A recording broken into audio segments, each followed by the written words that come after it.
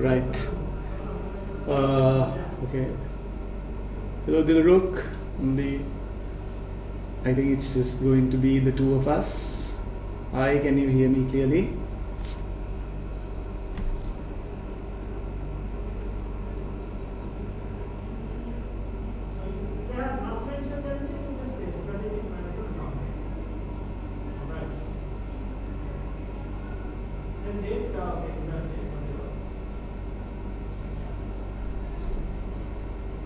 Dilruk, hello. Am I audible? Can you hear me clearly? Yes, you are audible. Right, okay. So you're joining from Sri Lanka or India? Yes, I'm from Sri Lanka. Right, okay, super. You are sitting for AFM for the very first time or repeating? The very first time, yes. The very first time. Okay, cool. So I think this is going to be like an individual class only. Before we start, let me introduce myself. I'm Rukmal.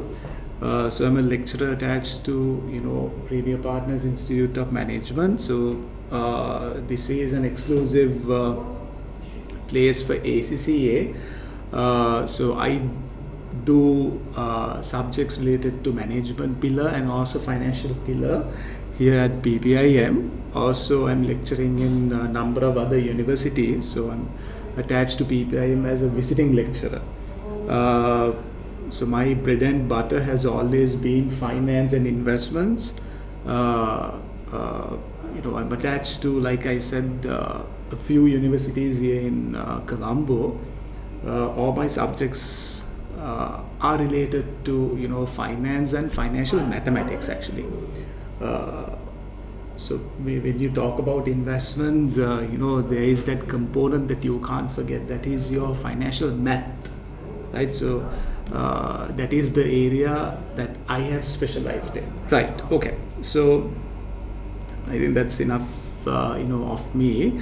So we'll straight away get down to business. So you're here to learn AFM, right? The basics and the advanced stuff, everything that's related to AFM with questions. That's the primary objective of doing this particular revision session. So before I start, I want to walk you through some very important things that you have to sort of like remember if you are sitting for exams in December, right? So I'm guessing that you're sitting for exams in December, and that could be the reason why you're like, I'm sure that's the reason why you're here in this class today, right? So if you are sitting for AFM exams, there are three things that you need to remember, right? So let me start with those three things. So there are key updates for AFM exams from September 2024 to June 2025, right? There are three things which have changed in your paper compared to papers before September 2024. So these three things, I will walk you through these three things in a way that you can quickly understand, right? So these are very important, very, very important. Maybe you need to make a note or something, just the updates, right? So now in AFM, that traditionally in the formula table you get three types of tables, right? You get your formulae, right? That's where you have all the formulas Modigliani and Miller. You have Black-Scholes option, pricing theory. All these equations are there in that formula sheet. And then you have your present value table and the annuity factor table. And then number three is your normal distribution table, right? So from September 2024, you're not going to have the standard normal distribution table in your paper, right? So you usually use this normal distribution table for what? For two types of calculations mainly in AFM. That's your value at risk and Black-Scholes option pricing, calculations, right? So because you don't have the table, value at risk questions and BSOP questions are going to be somewhat easy. Are we clear? So here I'm talking about the impact that this is going to have on you. Value at risk method is going to be easy, right? Because with value at risk you have the confidence interval level coming into the picture. Now in the previous years you had to calculate the confidence interval level, right, using the normal distribution table. But now, because the table is not going to be there, they will give you the confidence interval level, right? They will give you all the information to calculate VAR, so you don't have to refer to the normal distribution table. Are we clear? That's update number 1. Update number 2, people, Dilruk, so it's actually the equation is your Modigliani and Miller second proposition. So what your examiner has done is he has rearranged the equation, not like completely removed it, he has rearranged it, right? Now M&M equations are not used in AFM in that frequently, but because they're changing this, I'm guessing that you will have to use this M&M equation in questions. Now this is what you were given back then, like before September 2024. This was the equation that you were given, right? So cost of equity of a geared firm, right, is equal to KEI. So you know the equation, yes. But now this has changed to this, right? There you go. Modigliani and Miller, proposition 2 with taxes. So here you need to understand this. They have basically rearranged. See, same equation has been rearranged. One second. Same equation has been rearranged here. So this part. One second.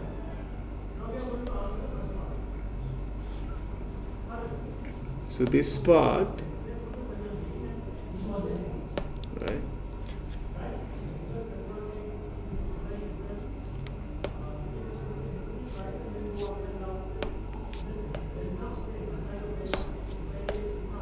This part is basically cost of equity of an ungeared firm, KEI. Are we clear? So here you're looking at cost of equity of a geared firm. So they're rearranging the equation in such a way that you have cost of equity of a geared firm here and cost of equity of an ungeared firm on the right hand side. Are we clear? Right? Okay.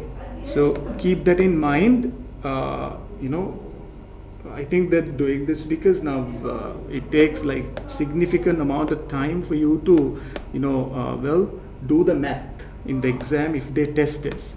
So that's why I think they're rearranging this and giving you what you call KE of a geared firm and KE of an ungeared firm, right? Okay. So what is the impact to you in the exam because of this change? So you have less working, less algebra, right? You will have to use this equation in APV, we don't know, right?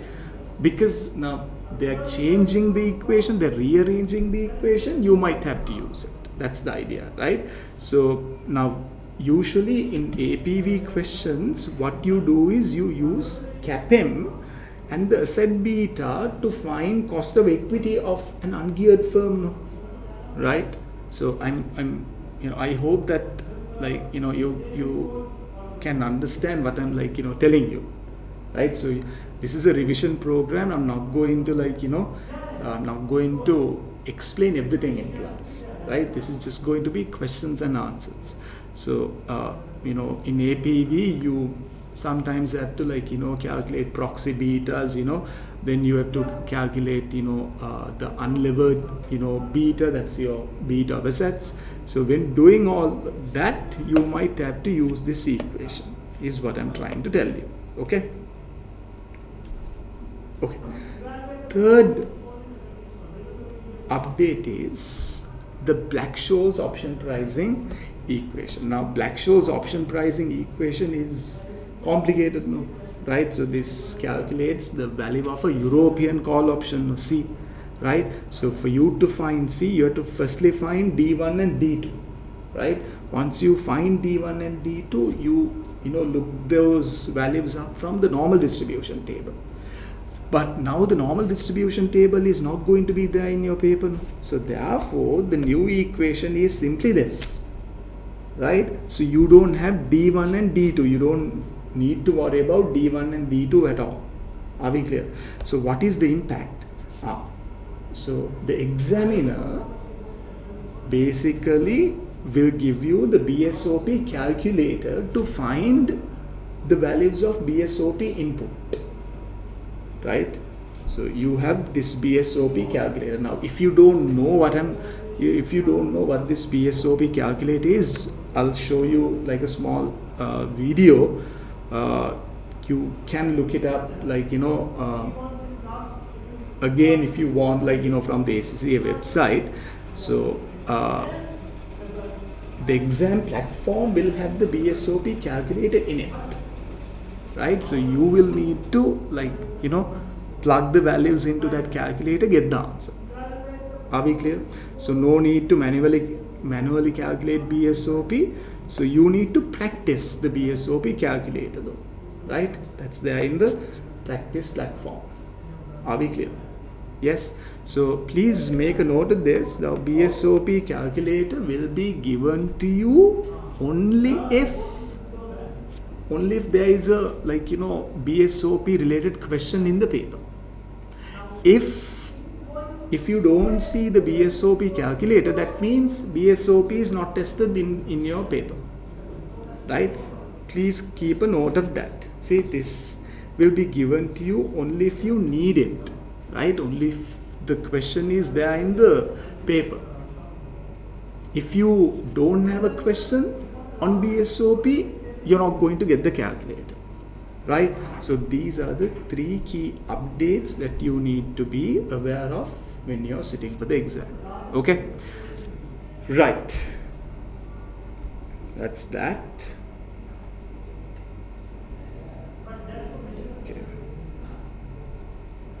Okay, so these are the videos that you need to watch, that you must watch actually before you sit for the paper, right? So now you know that in professional level you have professional skills mark coming into the picture, right? Out of 50 marks, right, in your section A, the 50-mark question, out of that 50, 10 marks are there for your professional skills, right? So what are these professional skills, right? So you need to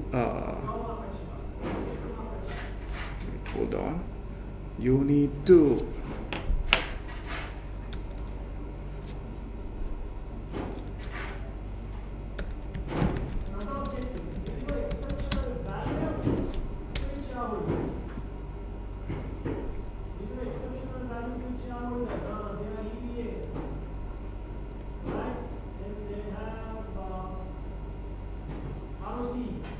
here they talk about professional skills videos. Hold on.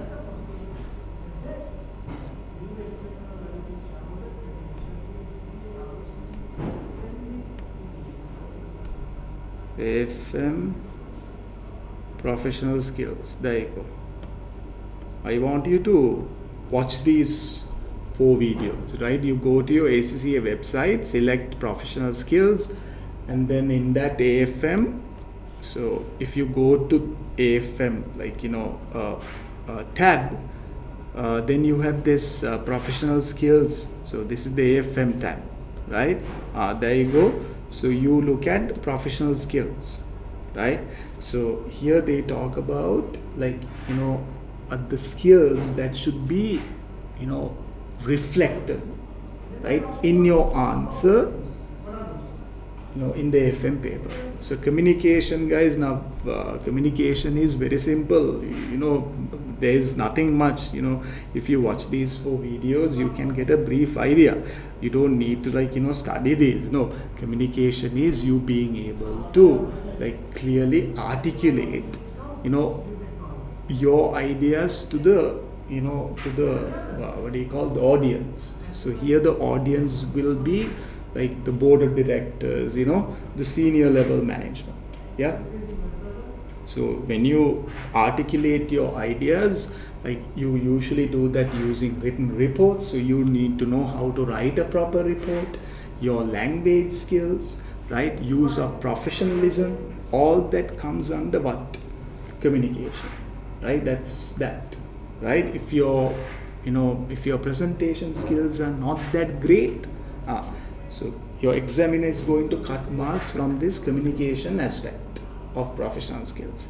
Analysis and evaluation in FM, anyway you do a lot of analysis and evaluation, right? You're given number of options, so you need to analyze using different criteria. You have to evaluate pros and cons. Yeah, the impact of external environment on your whatever project undertaking or your mergers and acquisition or whatever, right? So that's that, analysis and evaluation. This is, analysis and evaluation is tested in your mathematical part, in your calculation. Then skepticism. Skepticism is you not taking things at face value, right? So you trying to see if there are more things, in the case study, compared to over whatever that they just provide you in the, case study, right? So you need to think beyond. That's skepticism. Questioning attitude. Are we clear, right? So you need to, so now in auditing you talk about skepticism with professional judgment, right? So here all of this means that candidates need to apply professional judgment to draw conclusions. You get the idea? Yes? Yeah? So you can't take things at face value. You need to be able to see through. Yeah? You need to be able to see beyond whatever that's given. That's what is meant by skepticism. And then commercial acumen. So you know that all your questions are tested either within a profit making organization context or not for profit sort of a context, right? So you need to think of this in that manner, right? You're looking at profits, you're looking at wealth maximization. Yeah. So being practical is what is meant by commercial, in other words, right? Having that business sense. Okay, right.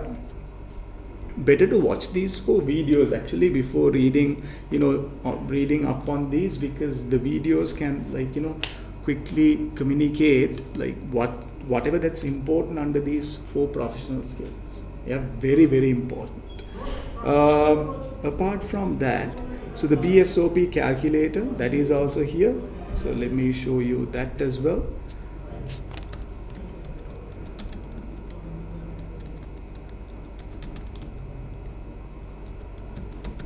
BSOP calculator.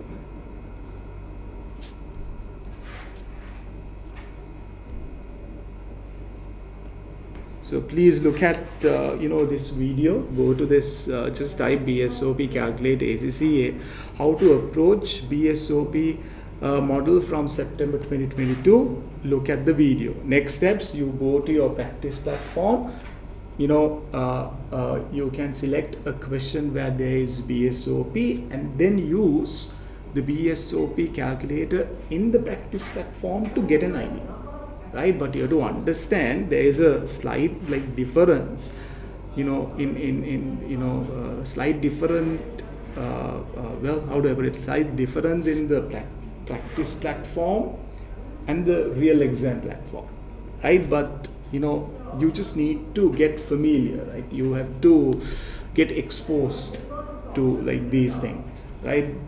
Even though the layouts are going to be different, because you have some practice, you'll be able to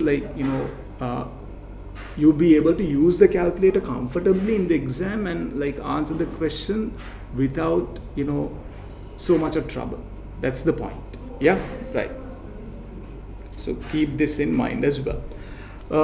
Apart from those two, now I don't think I have to walk you through your syllabus. So you know that in your section A, right, of the paper, the areas which are tested, right?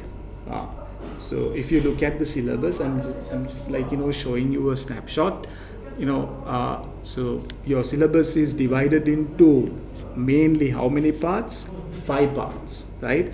Role of senior financial advisor in the multinational organization, advanced investment appraisal, acquisitions and mergers, corporate reconstruction, and treasury and advanced risk management techniques. This is where you have your hedging techniques coming into the picture.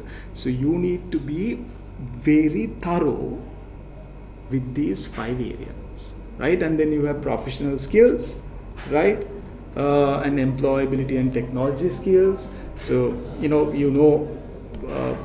that you don't have to like focus, worry too much about employability and technology skills. So professional skills, you're going to like build them, you're going to improve those only with questions, only by answering questions. Otherwise you're never going to improve your skills. Keep that in mind. Yeah, right. So there you go. So your section A 50-mark question can come from these 5 areas. Yeah, that's section A. Section B, there you go. So 25 mark will comprise of 20 technical marks and 5 professional marks. There you go. All topics and syllabus sections will be examinable in either section A or section B of the exam, but every exam will have questions which will have a focus on section B and E. So B and E are tested like in every paper. That's what they're telling you.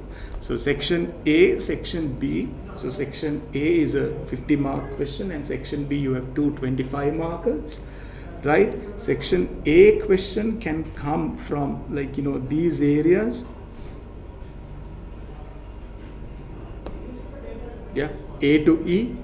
See, at least 2 syllabus areas from A to E.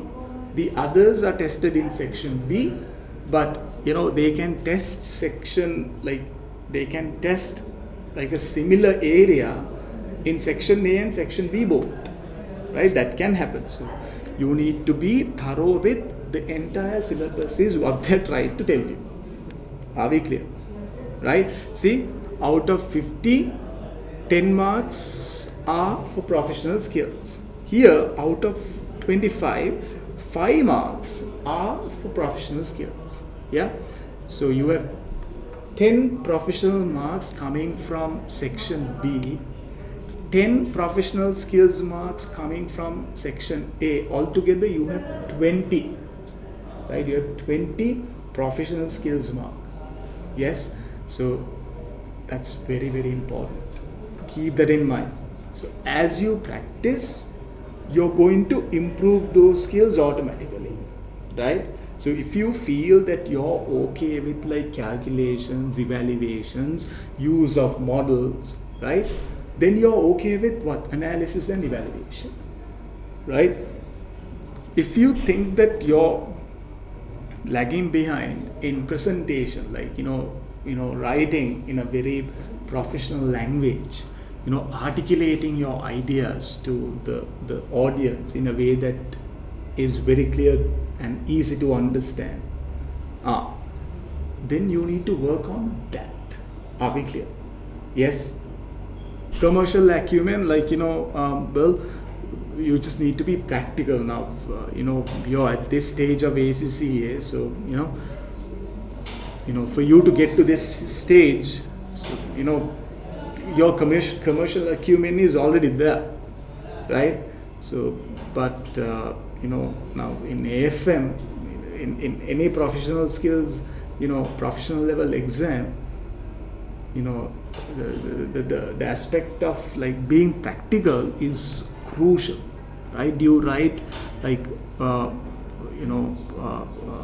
not so practical like answers, like viewpoints, you don't get marks at all, right? As long as your answers are practical, you get marks. Yeah, right. So keep that in mind. So I walked you through these two, the syllabus and the professional skills. So here, they talk about the professional skills, right? How professional skills are tested in each of your subjects, right? So there you go. Advanced financial management, communication. See? So I want you to go through these. Yeah? So you can download this from the ACCA website, not a big deal, right? Have a look. Okay, right. 3 key updates, and that's it. Those are the things that I wanted to discuss, before getting down to questions. Are we clear? Right. Anything that you want to ask at this point?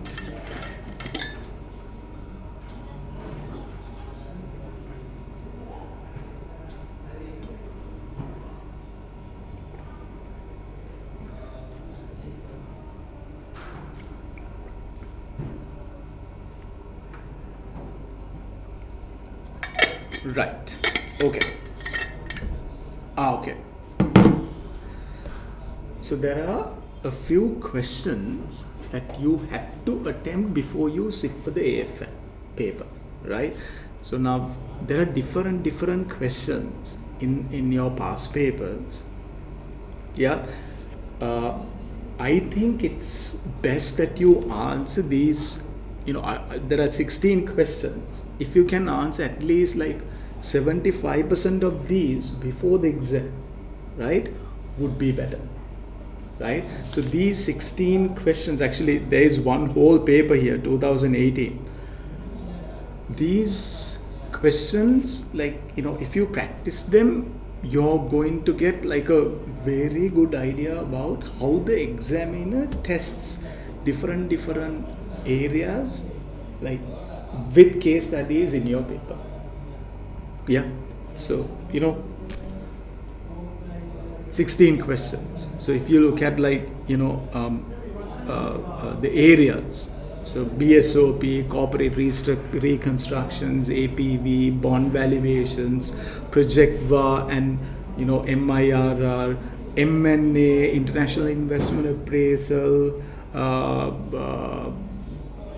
hedging techniques, interest rate hedging, futures hedging, options hedging. You all you have all those hedging techniques.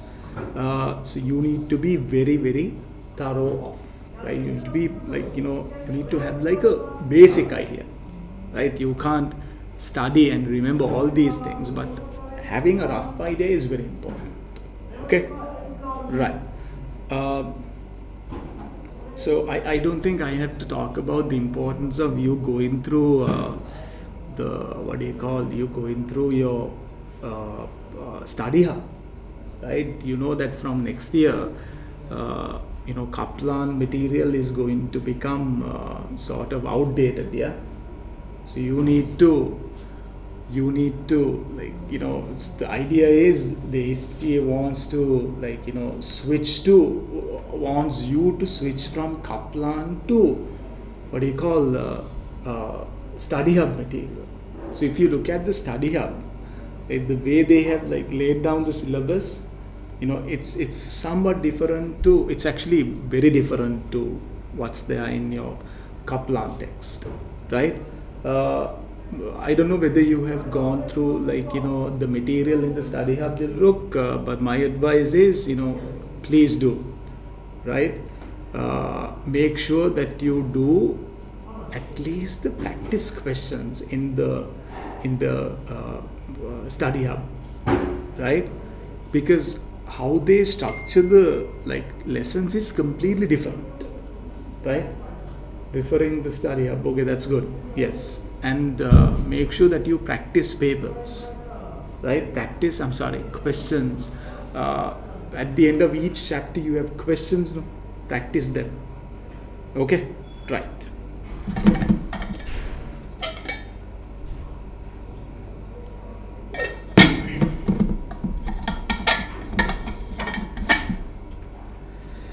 Okay. Now, where's the other question? Hold on.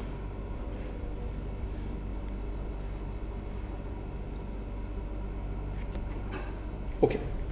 So this is what I want to look at today. A basic question on, well, it's not that basic.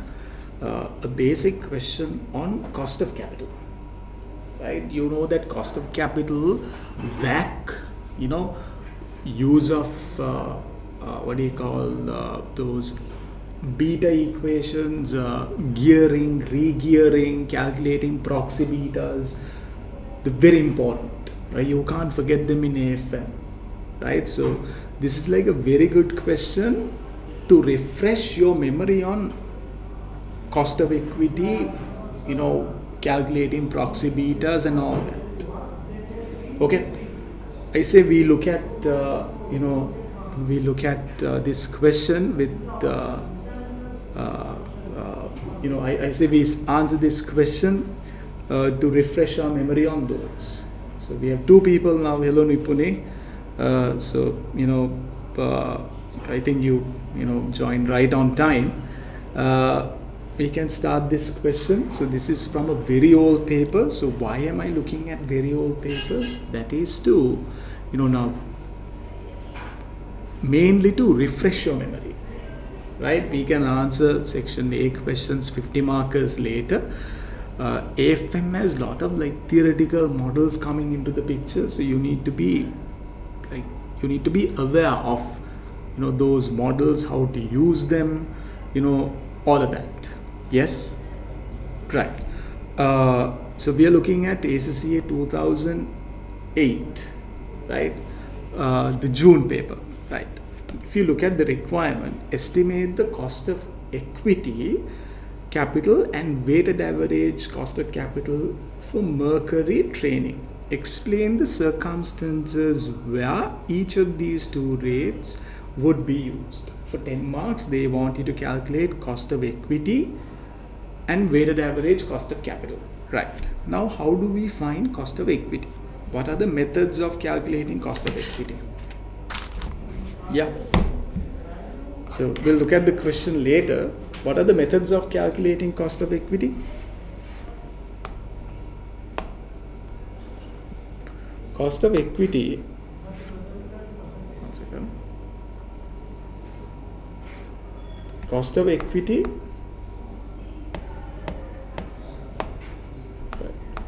Cost of equity can be calculated using different models. Yeah. Number one, you have dividend discount. Yeah. I'll say dividend models. So under dividend models, you have two, right? You have dividend discount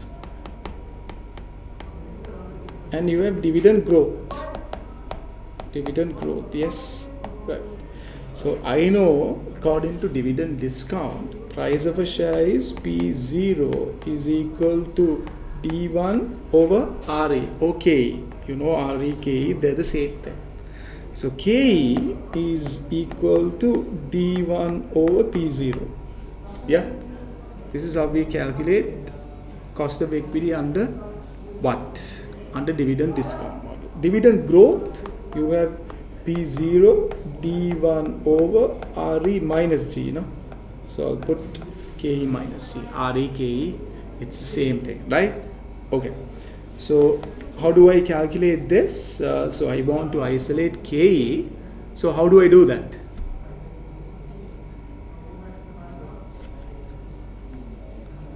right? So how do I calculate KE? So you take this to the other side.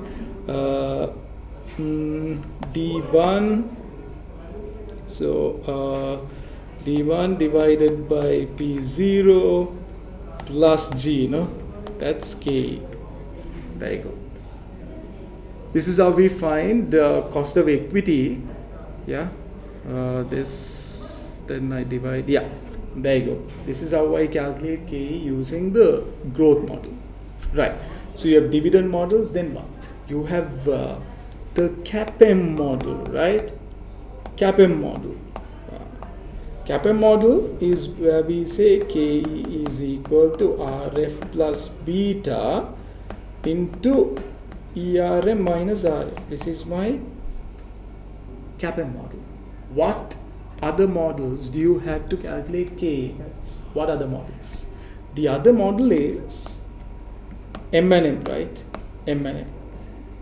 Yeah, M&M. So you know that you have M&M, the first preposition and the second preposition. So under both prepositions you have, KE, cost of equity of a geared firm.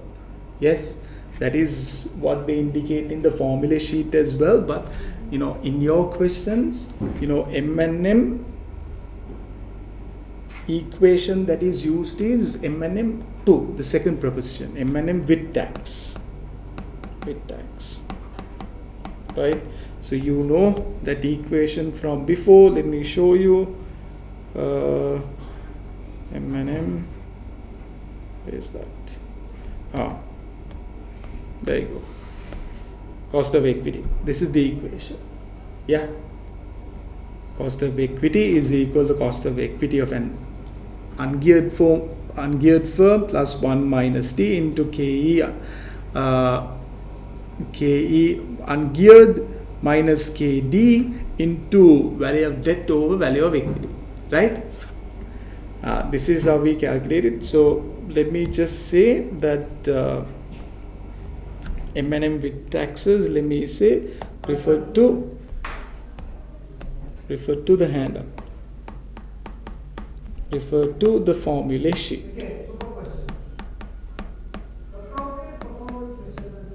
Formula sheet. Got it? Are we clear, guys? Are you following this, Dilruk and Nipuni? Are you following this? This is how we calculate cost of equity, right? Right. Okay. Okay. So.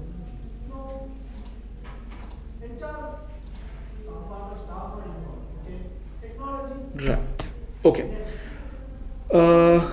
So you have cost of equity and also WACC. They want you to calculate cost of equity and weighted average cost of capital. Yes. So we know how to calculate WACC. WACC is calculated when you have both debt and equity, right? So WACC, I know it's wealth in equity into KE plus wealth in debt into KD. If there is tax, I know it's KD 1 minus T, right? Right? If you have taxes, so your tax benefits are going to get kicked into the picture. So it's going to be KD into 1 minus T. This is your WACC equation if there is tax. Now, I know WE is like, I have shown WE in a very simplified manner. Let me show you the formula sheet, how they calculate. Let me see. Hold on, guys. Yeah.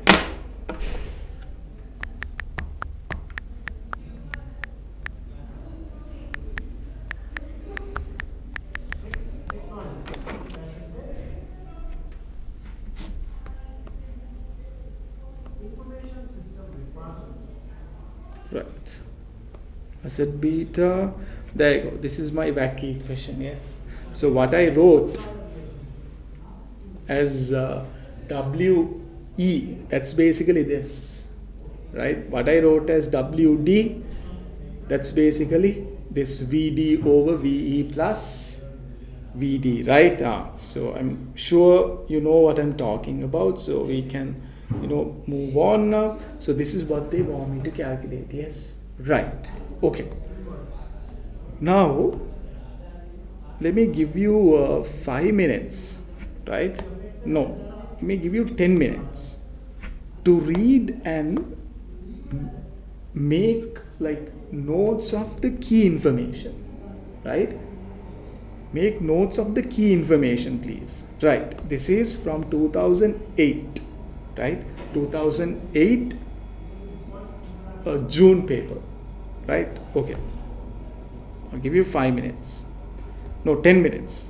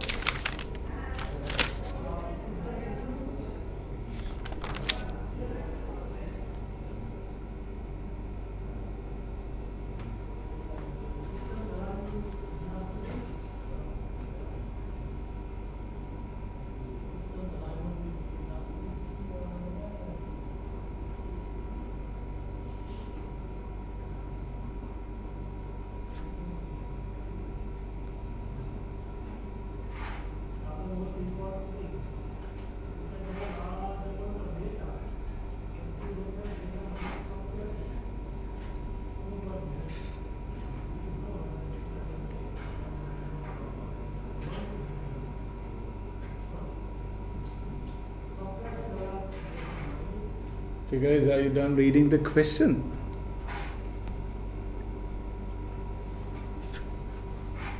Are we done reading the question?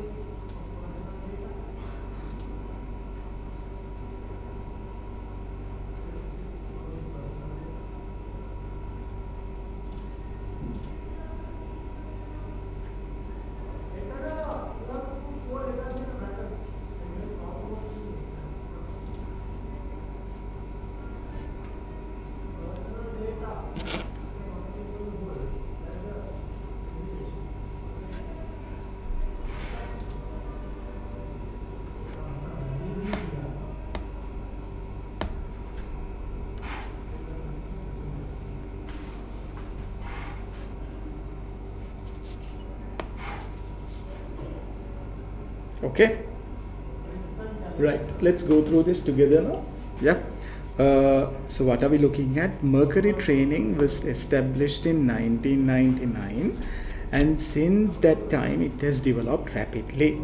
The directors are considering either flotation or outright sale of the company. Oh, right. So they are either considering going public or selling the company outright to some other party. Okay. People established in 1999, so this is 2008. Remember, you're answering a question from 2008 paper, so that's like what, 1999, so like 9 years. So the company has grown rapidly, like developed rapidly. That they want to go public or sell it off, right? The company provides training for companies in the computer and telecommunications sectors, right? So they provide training. It offers variety of courses ranging from short intensive courses in office software to high-level risk management courses using advanced modeling techniques, right? Okay. It offers variety of courses ranging from short intensive courses in office software to high-level risk management courses using advanced modeling techniques, right? So they are providing computer courses. Mercury employs a number of in-house experts who provide technical materials and other support for the teams that service individual client requirements, right? So they have experts, they provide technical material and other support for the teams, right, that service individual client requirements. So you have experts and you have like the work teams who go and do the work. The experts, they provide the support and technical material to those teams, right? In recent years, Mercury has diversified into financial sector and now also provides computer simulation systems to companies for valuing acquisitions. So they are into training, but now they have diversified into financial sector, right? So I can see that Mercury has two sectors, right? Training and financial services, right? Financial services, okay. So it's a completely different area. So that's why they are saying that they have diversified. This business now accounts for 1/3 of the company's total revenue. What business? Financial services now accounts for 1/3 of the company's revenue. So therefore, training should be should be 2/3. Yes, if financial services is 1/3, the balance, the rest should be the other sector, right? Okay, now we have an idea about the company's two segments, right? Mercury has 10 million shares, 10 million 50 cent shares in issue, right?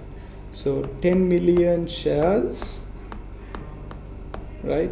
50 cents, okay? Jupiter is one of the few competitors in Mercury's line of business. They're talking about a competitor. However, Jupiter is involved in the training business. Okay, so they're talking about some competitor. Can we say Jupiter here? Jupiter. So they are only into training.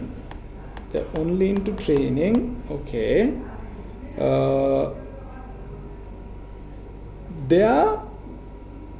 Jupiter is listed on a small company investment market. So you're looking at a listed company. People, when you read this, I'm sure you would have realized that this Jupiter is a proxy company, right? So a similar business. They have estimated beta how much? Right, training. So beta Jupiter, how much? 1.5, no? 1.5, right. Beta is 1.5, okay.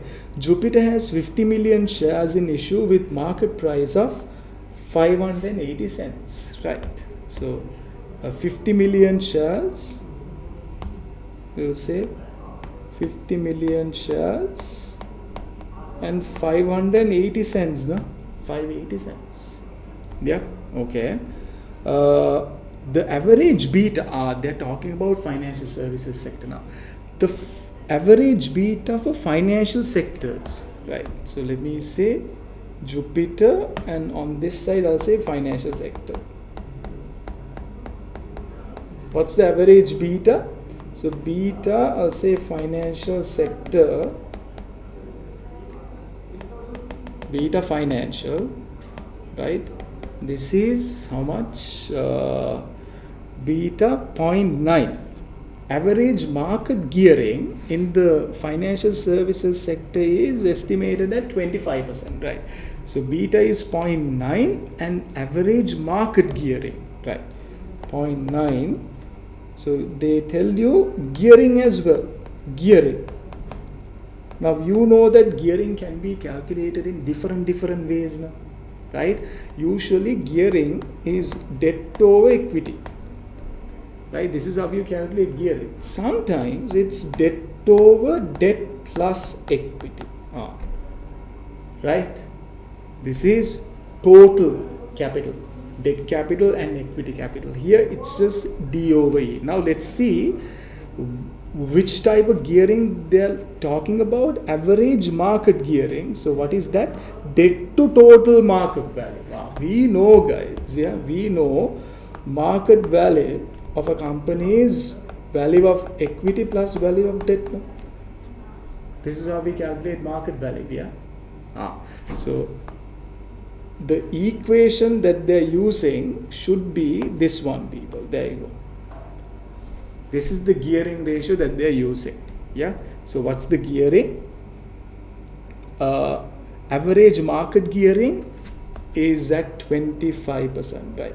So I'll say gearing here. Gearing, that telling you that it's that it's 25%, right? Done. Are we clear? So these are the main information, people, that they're telling us. Yeah. So in black, what I have is information related to Mercury. In red, what I have is information related to Jupiter, and then in blue, financial sector, right? Other summary statistics, right? They're telling you net assets, earnings per share, dividends per share, gearing, 5-year historic earnings growth, right? So 5-year they're talking about historical growth rate, right, for these two companies. Analysts forecast revenue growth in the training side of Mercury's business to be 6% per annum. So they're talking about training, the growth rate, right? Can I say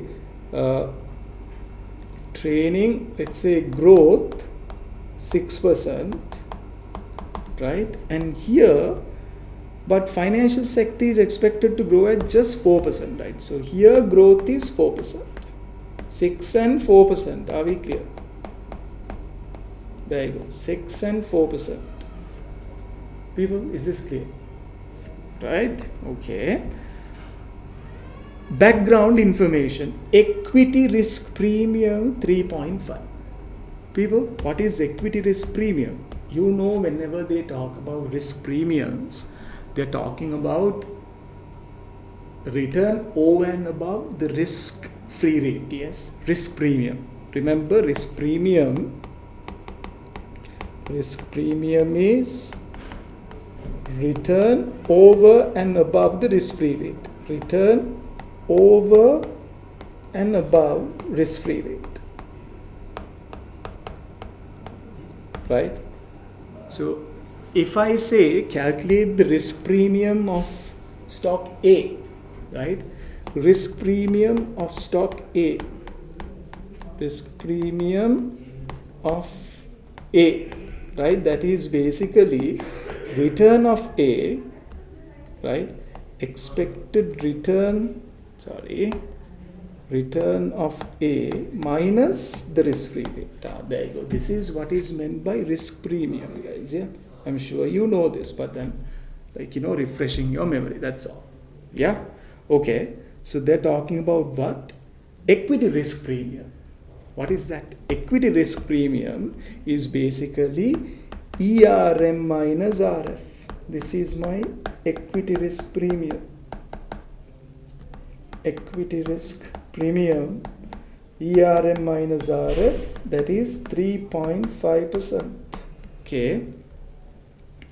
And the rate of return on short dated government stock. People, they're talking about the T-bill rate or the risk-free rate, 4.5. So risk-free rate, how much? 4.5%. Yeah. Last point. Both companies can raise debt at 2.5 above the risk-free rate, right? So they're talking about cost of debt now, right? Cost of debt is how much? Risk-free rate plus 2.5, right? Both companies can raise debt at 2.5 above the risk-free rate. So I'll say KD. KD of Jupiter is equal to KD of KD of Jupiter,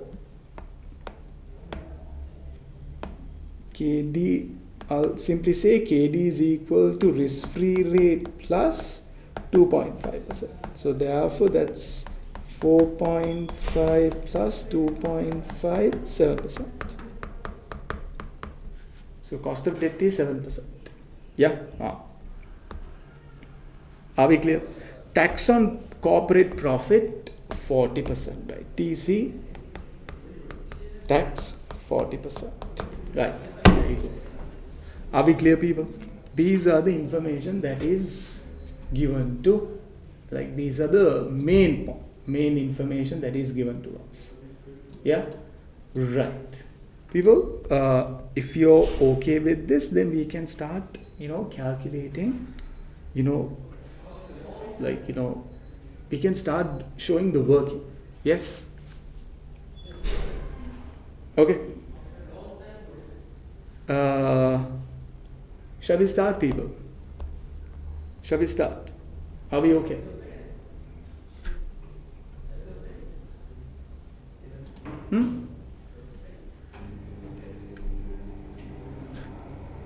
Right? Okay. Cool. Now, right. So guys, now you have to firstly estimate cost of equity capital, right? Now, cost of equity, obviously, we have to use which model here?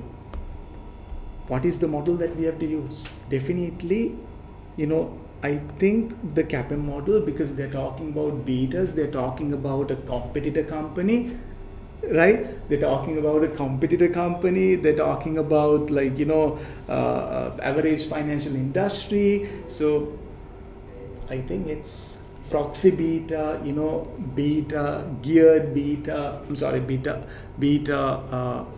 I think we have to re-gear, de-gear betas.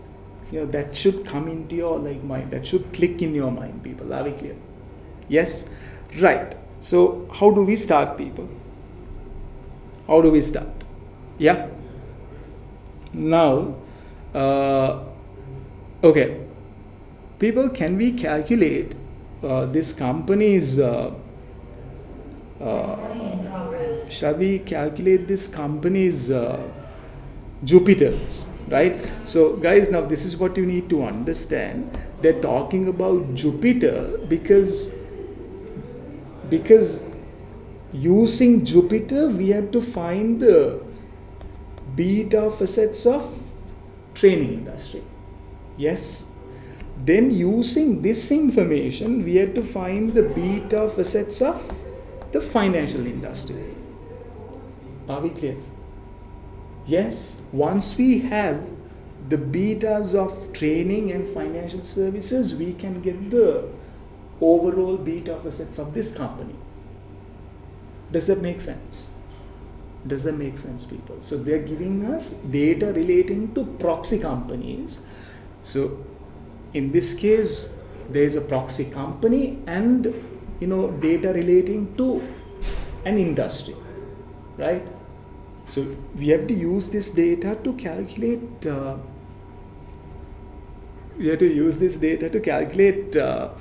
Beta of assets, right? Or we have to de-gear, in other words. Are we clear? Is that clear, people? Right. So let me start with Jupiter, right? Let me start with Jupiter. So I'll say Jupiter. Okay, right. So what are we going to calculate firstly? Now, shall we calculate debt and equity values of Jupiter, right? Shall we start with that, right? So Jupiter, I'll say debt and equity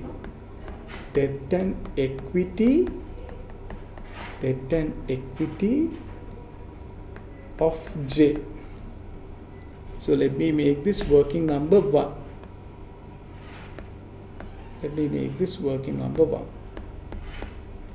Okay. Right. Okay. People, they tell you Jupiter's number of shares, 50 million, and the price is also given, no? Right. So let me calculate value of equity, VE. Value of equity, 50 million into 580 cents, no? So 0.580. 580. Yeah. 580. 50 million into. So that's 29 million, people. 29 million. There you go. This is my value of equity of Jupiter. Yeah, value of equity. Now I have to find value of debt, no? To find value of debt, right? So how do I find value of debt? I can use the gearing ratio. Yes, they tell you my gearing is how much? Gearing of Jupiter is 12%, no? Gearing of Jupiter is 12%, right? So I'll say gearing. How do I calculate gearing? I know gearing is debt over debt plus equity, right? We figured that out before. See, this is equal to how much? 12%. Now I already know the equity value, right? So I can say D over D plus equity is 29. 29, right? Now this is equal to 12%. There you go. Now I can find D. I can find D, right? People, do you understand this working? Are we clear on this working?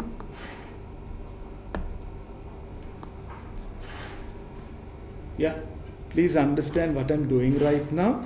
So we'll firstly calculate, debt and equity of, Jupiter, so that we can find beta of assets of the training side of Mercury. Yeah. Right. So you simplify this, guys. So you take this to the other side, right? So that's 0.12, 12%. Let me convert that to a decimal. D29. This is equal to D, right?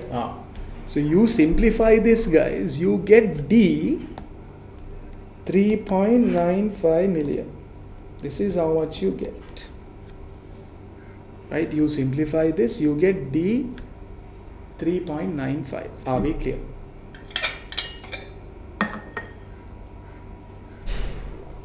Are we clear?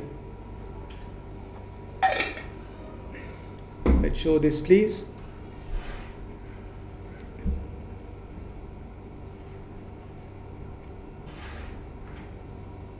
Show this.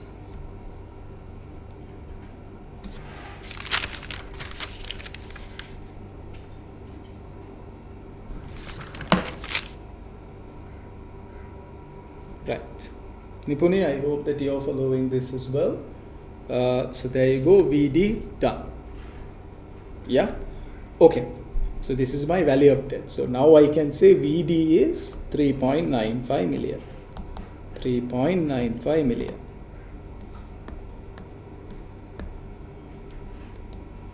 $3.95 million. Done.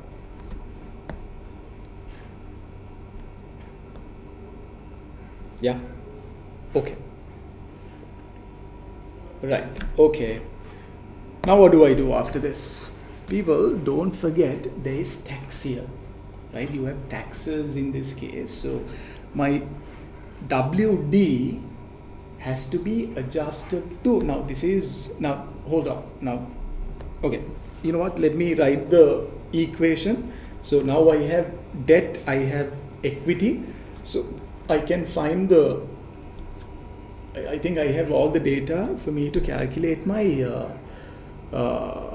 beta, right? So you know that now you anyway have the equation in your formula sheet, right? Where is that? There you go. So this is my asset beta equation, right? So this is what I'm going to write now, yeah? Okay, so I know beta of assets is equal to VE over VE plus VD into KE plus VD VE plus VD 1 minus T. Here also please refer to the equation, guys, because your taxes 1 minus T. 1 minus T into KD, right? Yeah. So are we clear? Sorry, this is my asset beta equation. So I'm sorry, guys, I made a small mistake. So this should be beta of equity.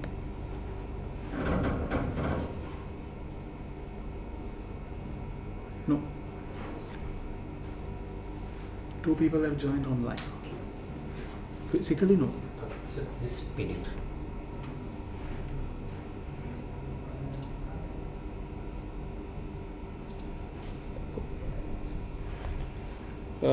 KE, I'm sorry, guys, this should be beta E and beta D. And beta D, right? Beta D. Okay. This is 1 minus T. VD 1 minus T. Are we clear? right? This is my beta of assets equation. Now, I know, unless otherwise stated, beta of debt is always 0, right? This is always 0, unless otherwise stated, right? This is always, beta debt is 0, always 0, right? Always 0. They usually don't give they don't mention any beta value for debt. So if they do, then you have to take it. If they don't mention it, you assume that it's 0, right? This is a crucial assumption. So I'll say assuming debt beta is 0,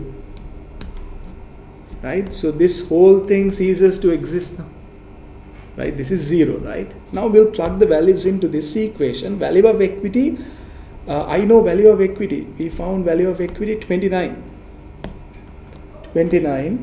Yeah. VE is 29. What is VD? We found VD 3.95. 1 minus T. T is 40% taxes. 40%, no? Where did we show that tax? 40%. 0.4. We know the beta of this company as well, no? We know the beta of this company. What is Jupiter's beta? Jupiter's beta is, where is that? 1.5. So you have to assume the beta, that value that they give you, is equity beta, right? It's always equity beta, yes? If it's asset beta, then they had to specifically mention that. So this is 1.5. Done. You simplify this, you get beta of assets of what? Beta of assets of Jupiter.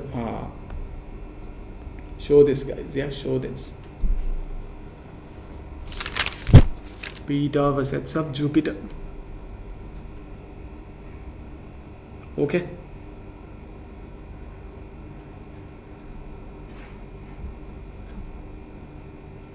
So beta of assets, this is 1.387. There you go, 1.387. This is my beta of assets of what? Jupiter. In other words, this is the D-geared, right? This is the D-geared beta of the training side. So let me say this reflects the business risk of what? Training side, training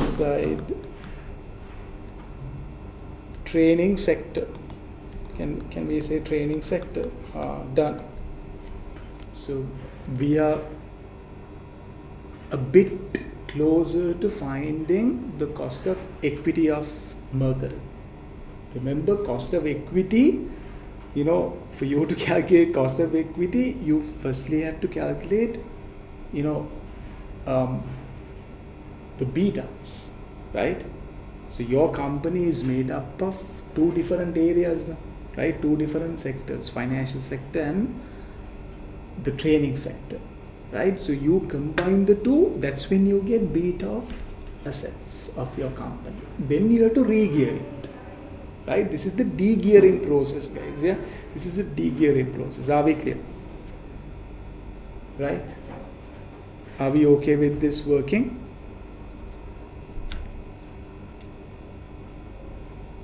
If you don't understand, you need to let me know, so I'll slow down and I'll explain. Yeah, not a big deal. Okay, now what? Now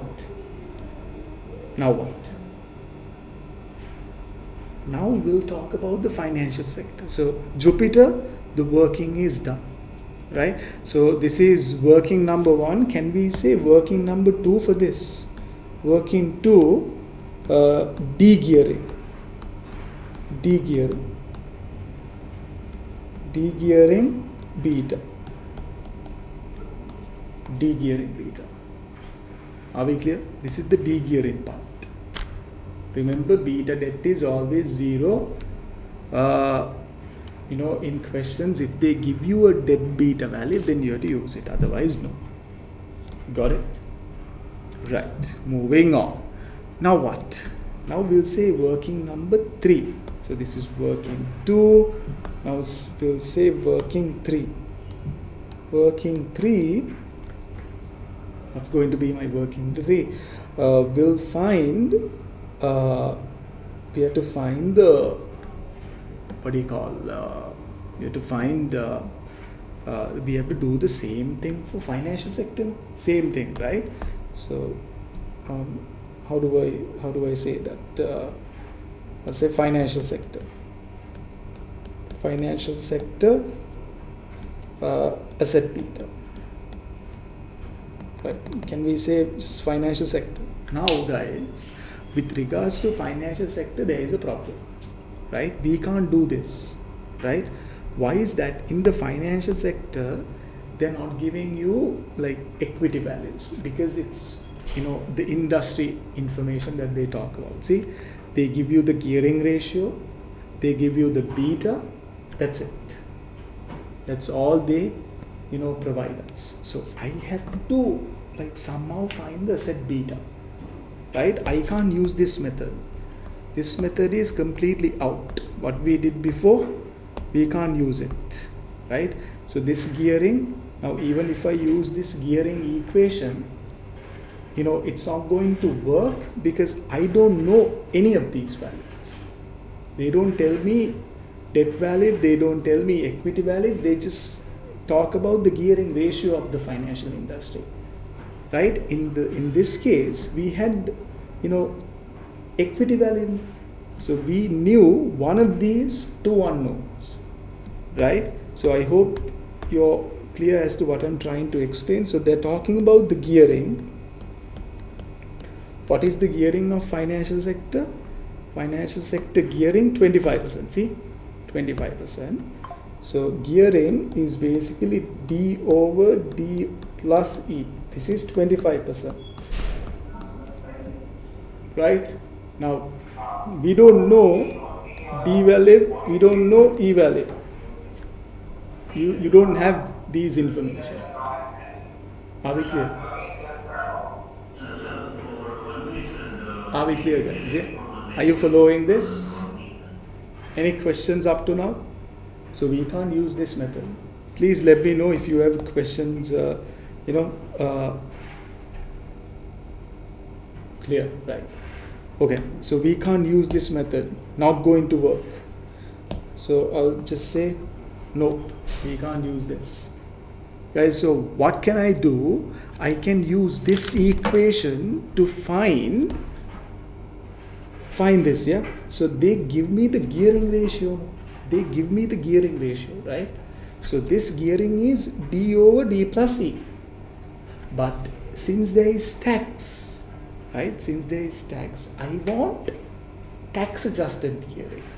So I'm going to say, since there is tax,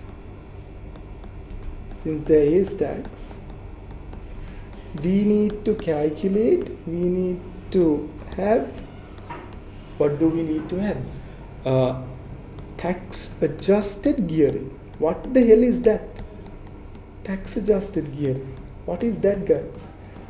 Tax adjusted gearing is basically D into 1 minus T over D into 1 minus T plus C. This is my tax adjusted gearing. Tax adjusted gearing. Do you get this?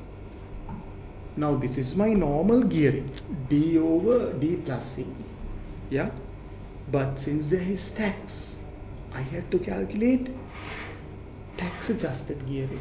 D into 1 minus T divided by D into 1 minus T plus E.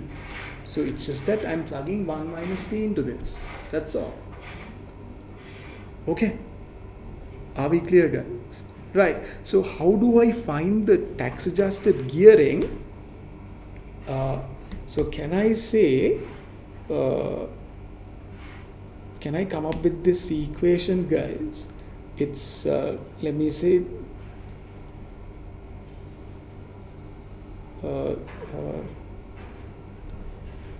Uh, how do I show this? Yeah, you know what? I'll say tax adjusted gearing. Right. Tax adjusted gearing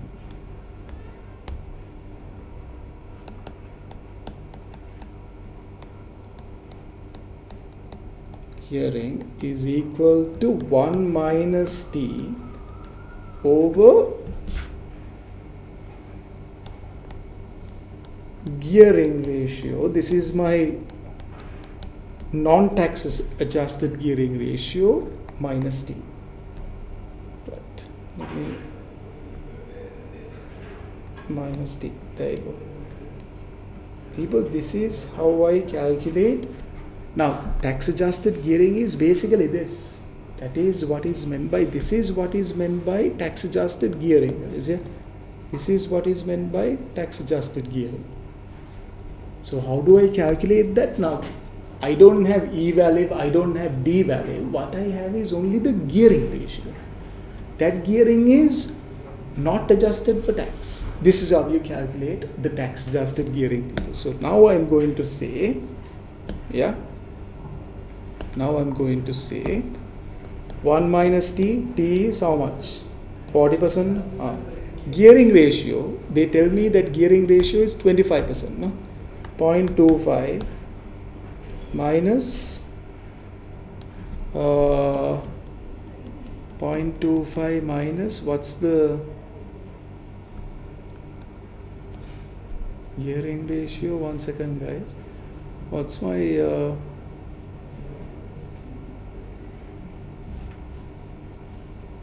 hold on.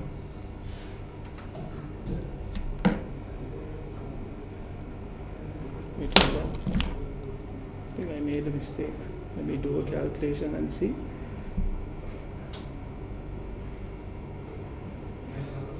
.6 divided by,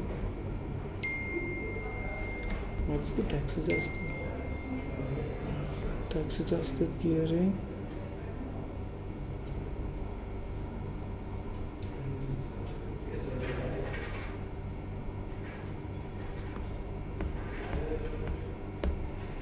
Hold on, guys, I think I made a mistake.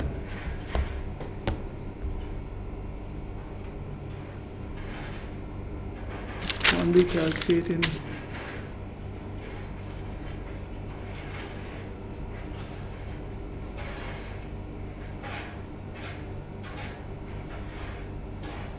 It's plus, guys, hold on, I think it's plus 0.25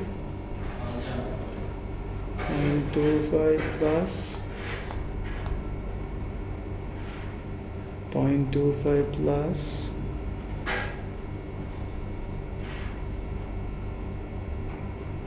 0.65. Wait, huh?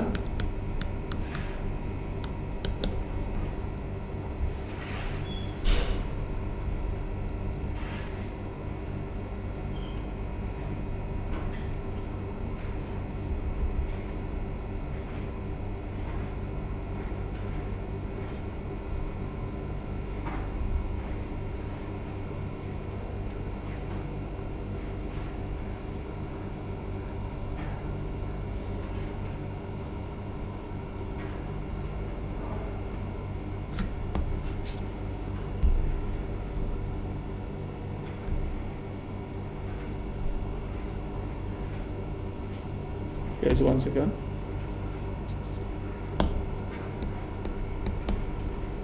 16.67 is my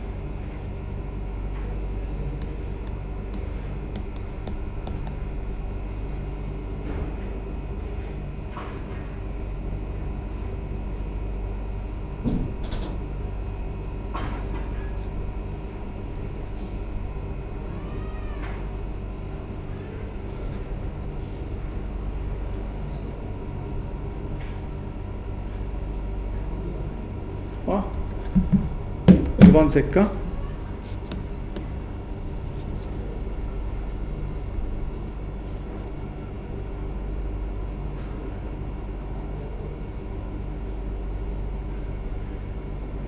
See pro. One second, guys. One second.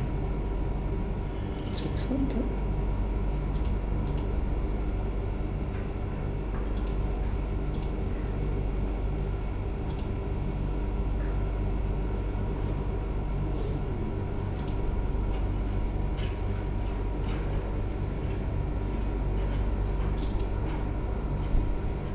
One second. To in my calculator.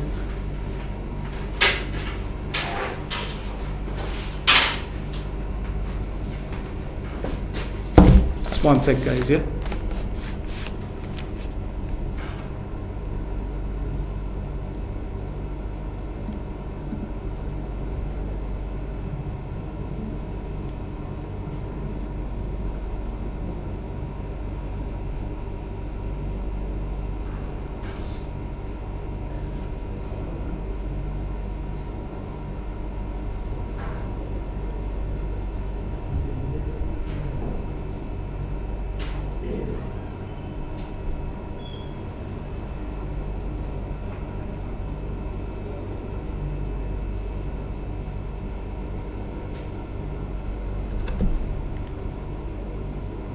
Point 0.12 minus 0.4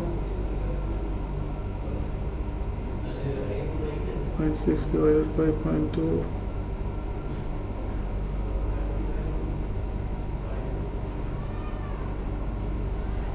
0.28 0.6 divided by, is it the reciprocal?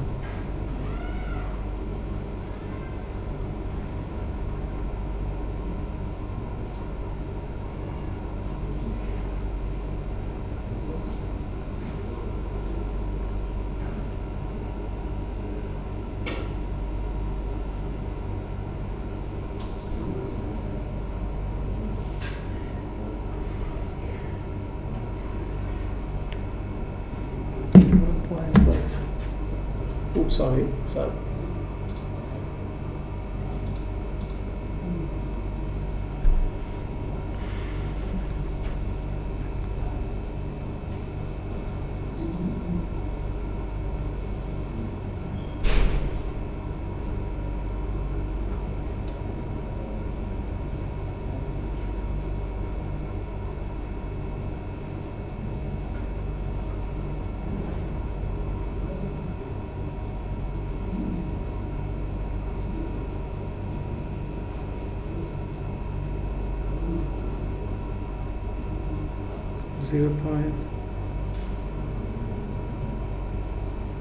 Right, yeah.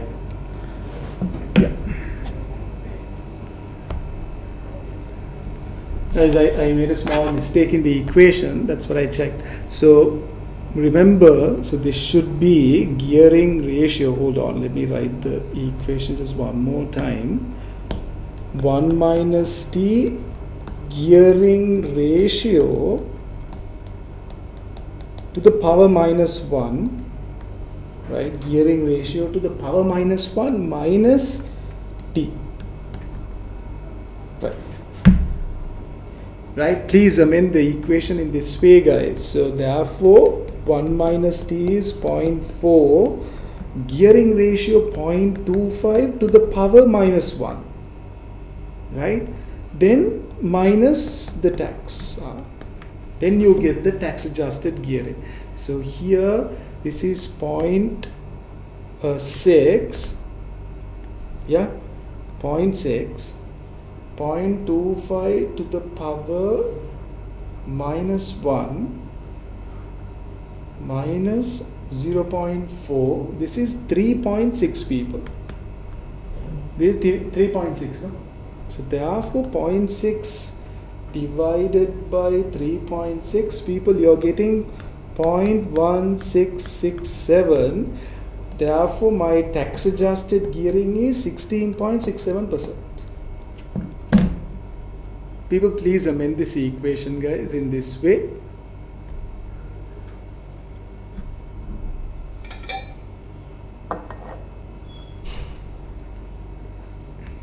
Sorry, I got stuck with the gearing ratio. Yeah, gearing ratio to the power minus 1.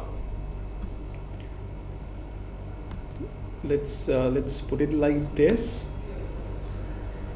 Gearing ratio to the power minus 1.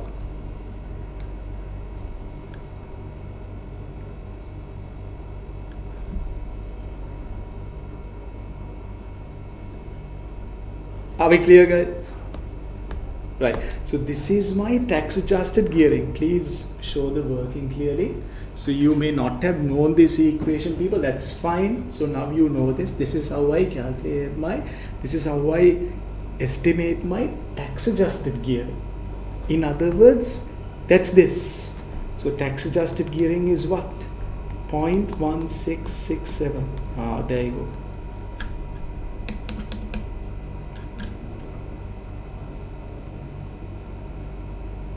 Nipuni and Dilruk, are we clear?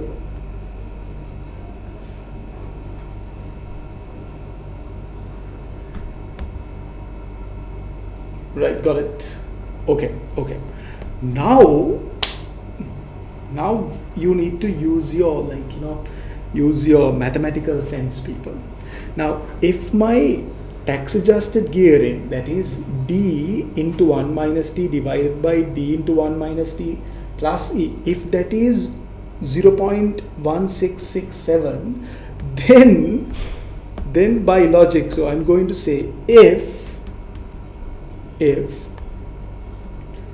d over d into 1 minus t over d into 1 minus t plus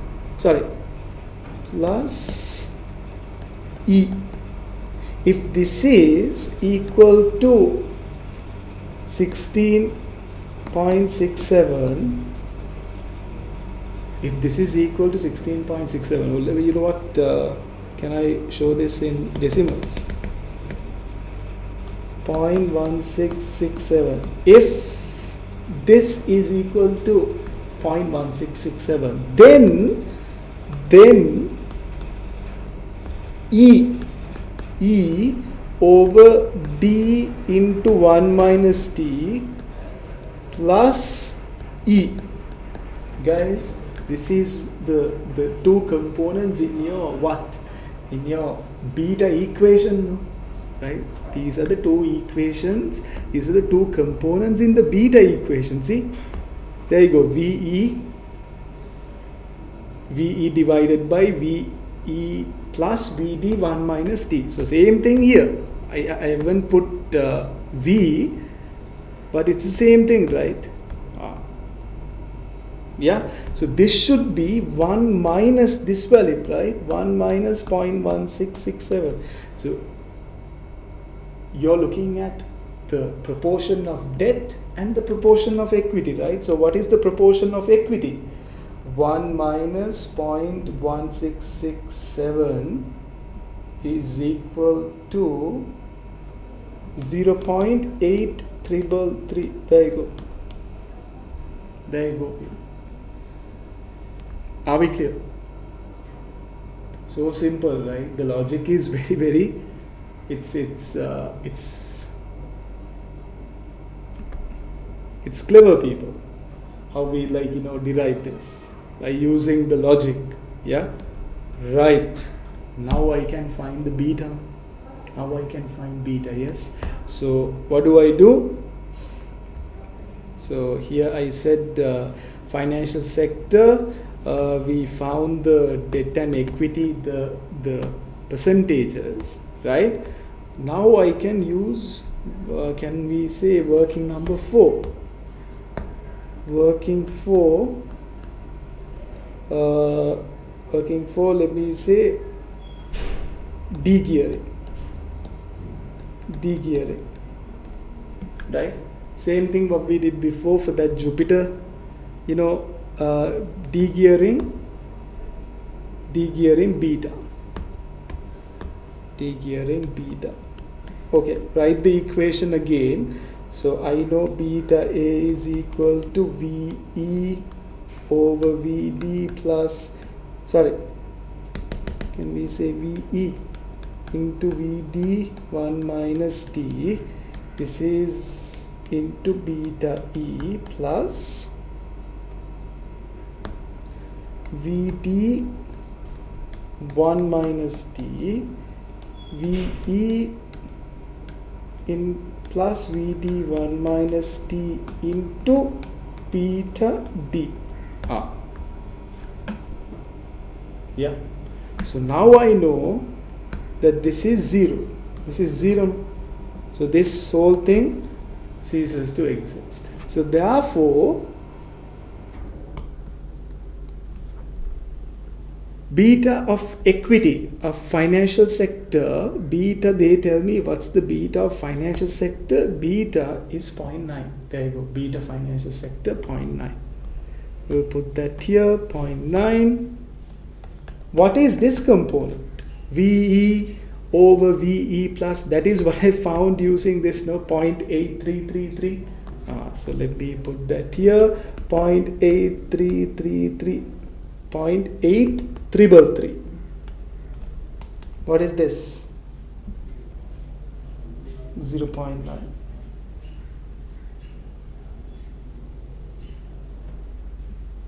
People, I'm getting 0.749 something. Is that the beta? Is that the beta? 0.74.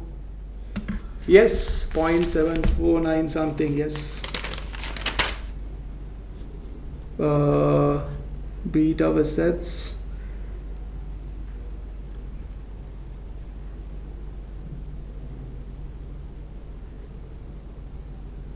Yeah, right. WD.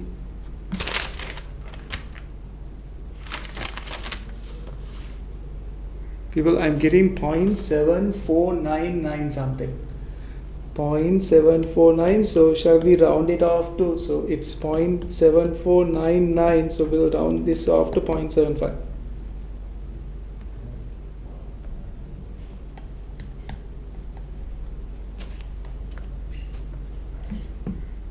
Yeah, 0.75. Done.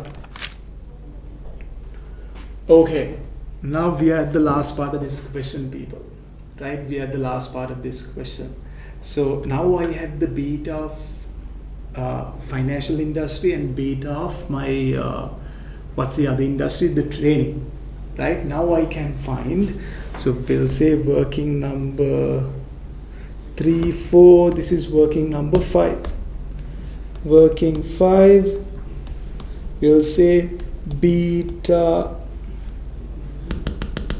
you can say asset beta of Mercury.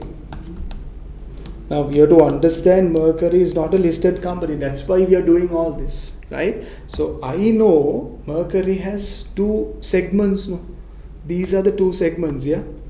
Training and financial services. They tell me the revenue that is coming from financial services, that is 1/3. So we have to assume 1/3 of their business is financial services. So therefore I can say asset beta of Mercury. So can I say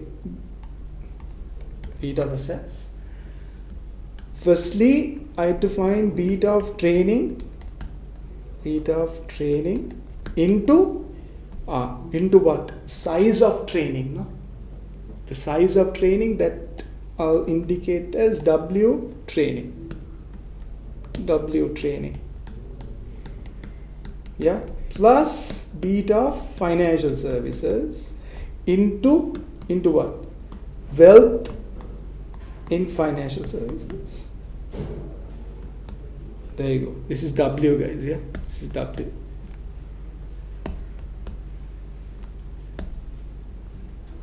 This is W, this is W, financial.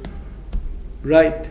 So beta of training, what was it? 1.38 something, 1.387, 1.387, and I know the size of the training, segment is 2/3 plus beta of the financial industry, that's 0.75. We know that this represents 1/3 of the business. There you go. This is my answer, people. Right? What's this answer? You're getting 1.177 something.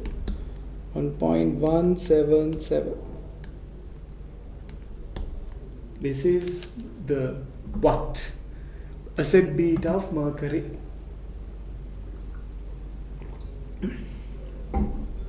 This is the asset beta of Mercury. Are we clear? Are we clear up to this point, people?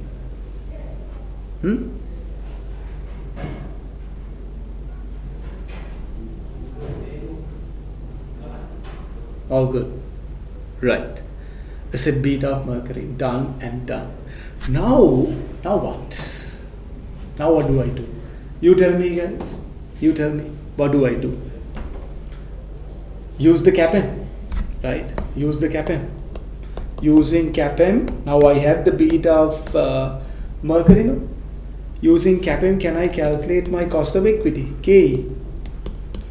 RF plus beta into ERM minus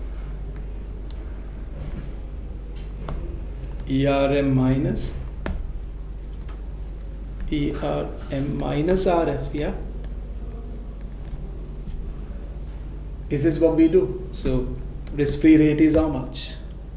Risk-free rate, I think it was 4.5% something. Risk-free rate was how much? 4.5. Risk-free rate, yeah, see, risk-free rate is 4.5. Equity risk premium is 3.5. Okay. Risk-free rate is 3.5. Better to round things off to decimals, right? Beta 1.177 into ERM minus RF. Sorry, risk-free rate is 4%. No? My bad, guys. Here, risk-free rate is 4.5. 0.045. This is 0.035. Is this the answer? Is this my cost of equity of Mercury? Using CAPM, cost of equity of Mercury. Is this how we calculate cost of equity?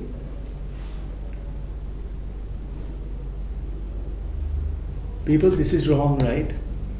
This is wrong. Why is that? Because what I have found as beta is basically the beta of assets, right? In other words, unlevered beta is what I have found. I have to use beta of equity because CAPM is a method of valuing or method of calculating cost of equity. So I have to find beta of equity of what? Mercury. So this answer is wrong, right? So therefore I can say calculating beta equity of Mercury.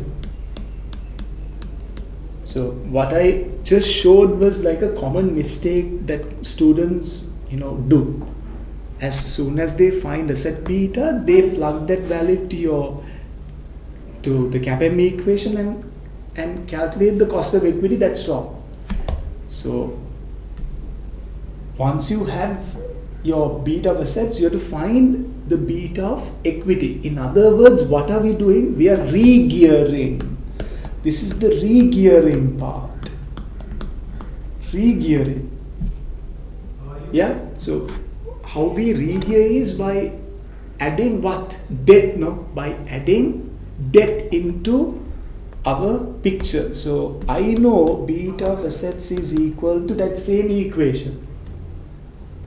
VE over VE plus VD 1 minus T, this into BE, beta E, yeah, plus this is VD over E plus Vd 1 minus T into, this is 1 minus T, don't forget that, into beta D. Are we clear? Are we clear, people? Nipuni and Dilruk, are we clear up to this point? Please understand that you can't calculate CAPM using set beta. For you to calculate CAPM, you have to have what? Equity beta, right? So now what? Now what are we going to do, people? Now what are we going to do? The same thing that we did for the same thing that we did for financial industry. So here, guys, they tell you that Mercury has 10 million shares, right? 10 million shares at 50 cents. These are not traded in the market. So if you multiply 10 million by 50 cents, that's wrong, right? This is not VE, right? You can't calculate VE in this way because, you know, this company is not a listed company. Yeah. So what we need to do is we have to use this equation again, right? Tax adjusted gearing, right? So let me show you. So say tax adjusted gearing, tax adjusted gearing of what? Tax adjusted gearing of Mercury. I know tax adjusted gearing is D into 1 minus T over D into 1 minus T plus E. This is what we calculate. So how do we calculate this? We calculate this using 1 minus T gearing to the power minus 1 minus T.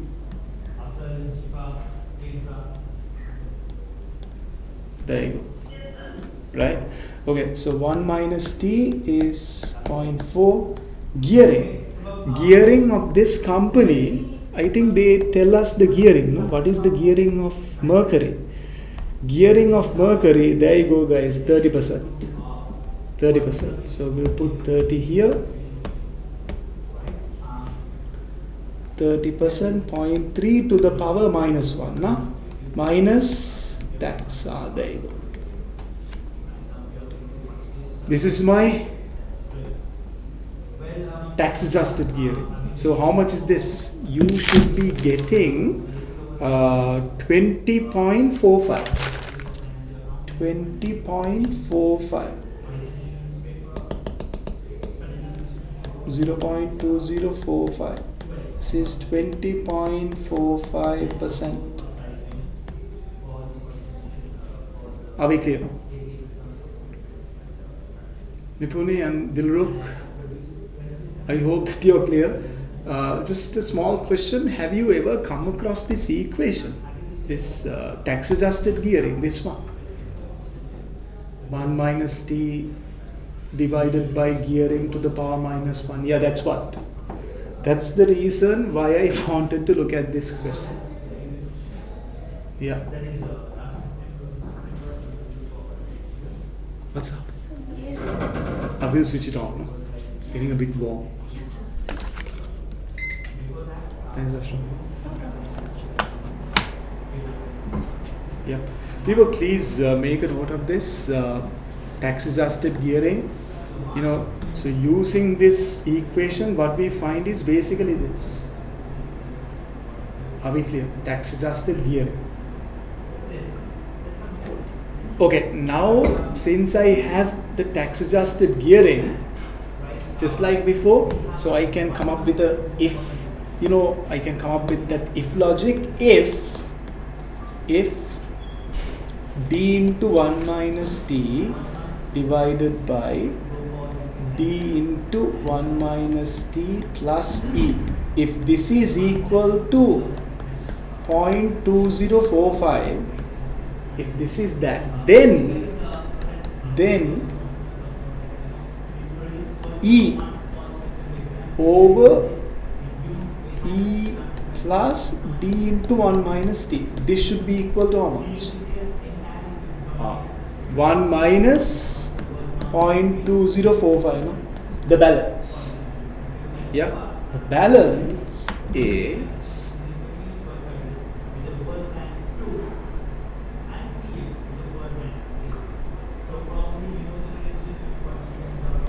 that's 7955, no? 7955. Right. Are we clear? 7955. Yeah. So now I can use this to calculate what? To calculate beta of equity. I can use that information here. Yeah. Okay. Please show this working.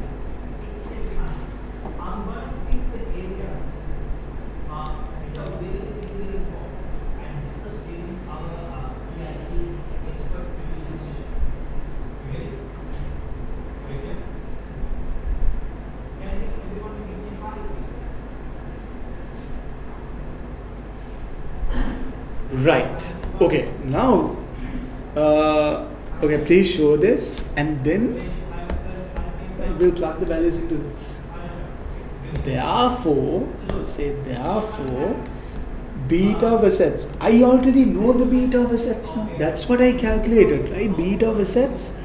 See, beta of assets 1.177. Right. I'll put that here.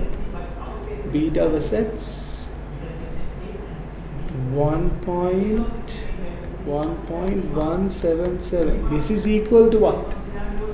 VE over VE plus VD into 1 minus T into beta equity R. I know this part, right? I know this part. VE, that's the same thing, right? How much is that? 0.7955. 7955. What is the beta of equity? Beta of equity is what I want to find. Right? People, are we clear? It's ingenious, right? So we have to do all this crap, man. It's just tedious, but what to do, right? So now we can find beta of equity. Divide both sides by 1.177 divided by 0.7955. You're getting 0.479, so we'll say 48. This is the beta of equity of Mercury. Thank God, man. Thank God. Right? Now I can finally use the PPIM to get the answer, yes? Are we clear? People? Guys, now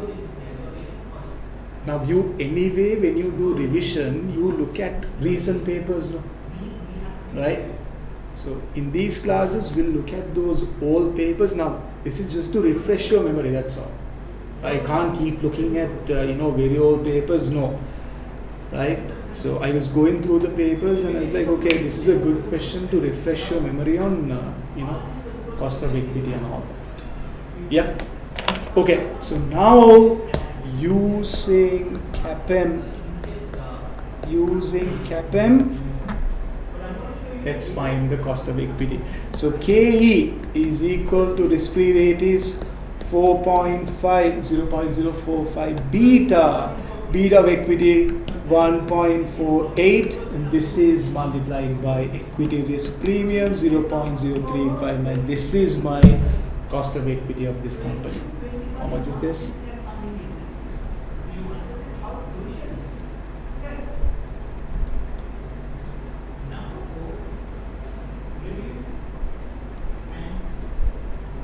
People, I'm getting 0.0968.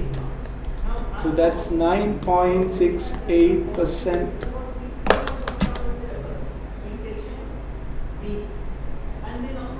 Yeah.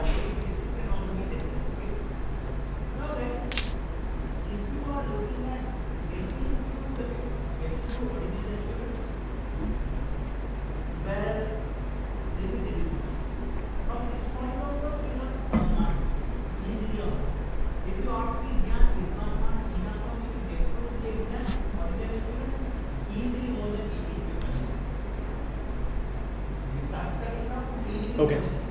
Dilruk and Nipuni, are we clear? Now I have cost of equity. Now I can calculate WACC. No, I can calculate WACC, right? So therefore, the requirement was to calculate what? The requirement was to calculate cost of equity and weighted average cost of capital, right? Now say WACC. What is WACC? WACC is equal to, so we can say value of equity over value of debt into 1 minus t into cost of equity, right? And then value of debt VE plus VD. So please look at the WACC equation.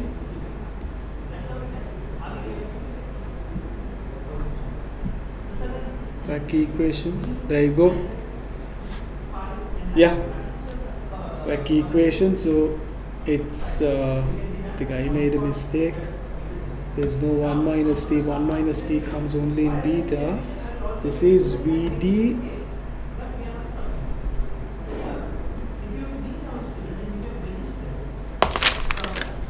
Yeah, no? That's right.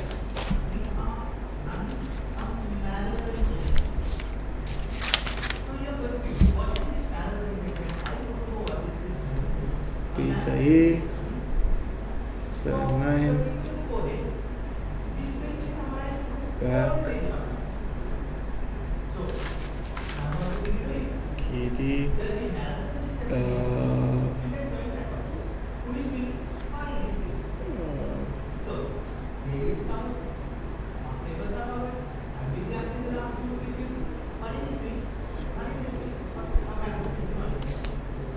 one sec guys, hold on.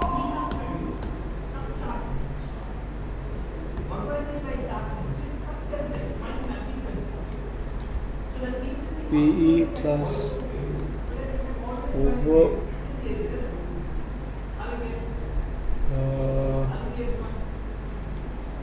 E over, oh gosh, oh my god, what just happened?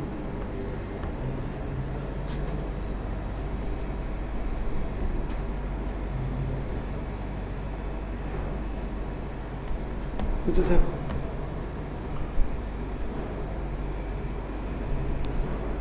To the power minus 1. Oh.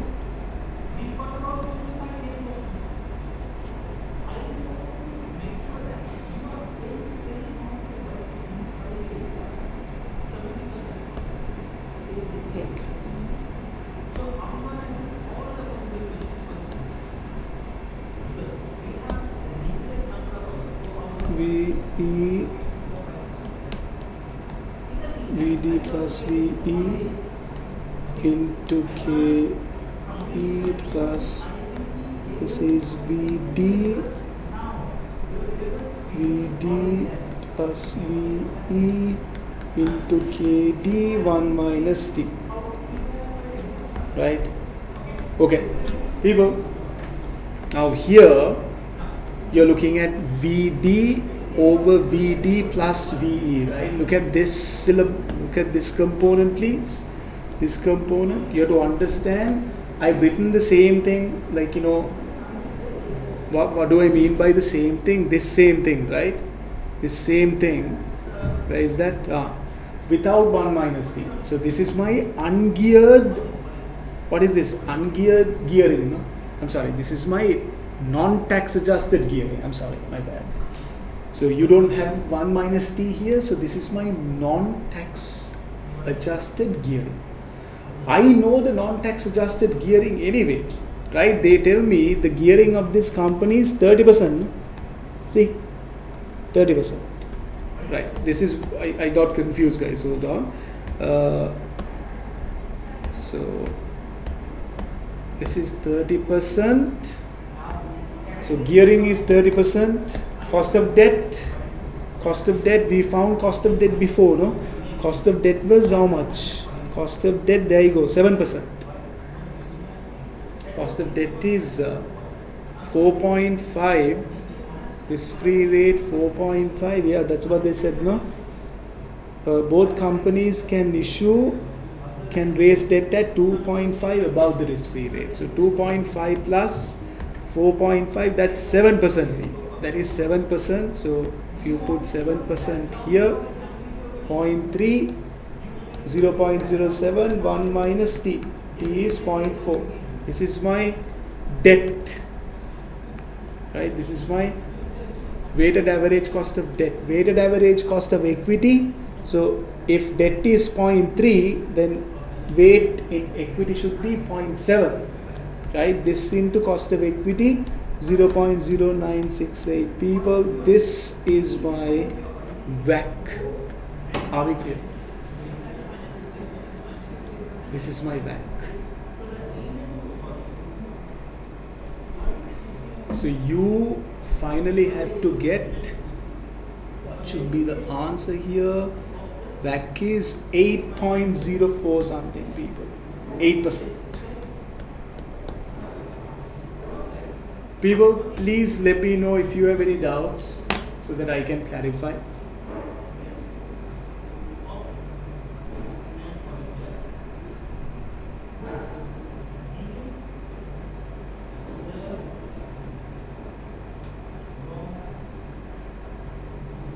So in the WACC equation, guys, in the cost of capital equation, you don't have 1 minus T coming into the picture. I got confused there because all this time we had that 1 minus T after, VD, right? After VD we had 1 minus T. So I got confused. So, in the WACC equation, 1 minus T is there only with KD, not VD. Right? So that's why I paused, people. Okay? Are we clear on this, people? So for 10 marks, this is what you need to do. Are we clear?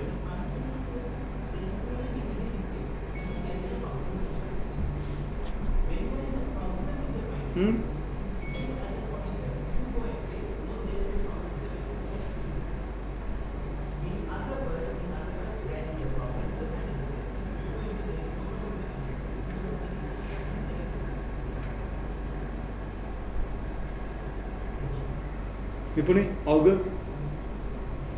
Right? Dilruk, everything is clear? Okay, solid.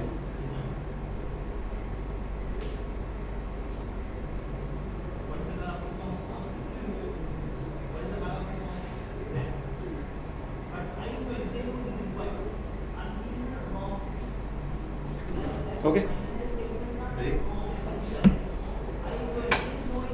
Right. Okay, part B of this question, what do they ask me to do in part B?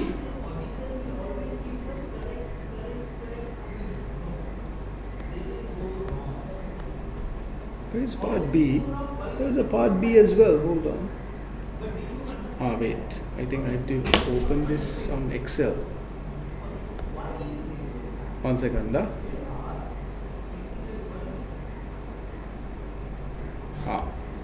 Part B. This is part B, guys. Yeah. Let's look at part B. Advise owners of Mercury training on a range of likely issue prices for the company.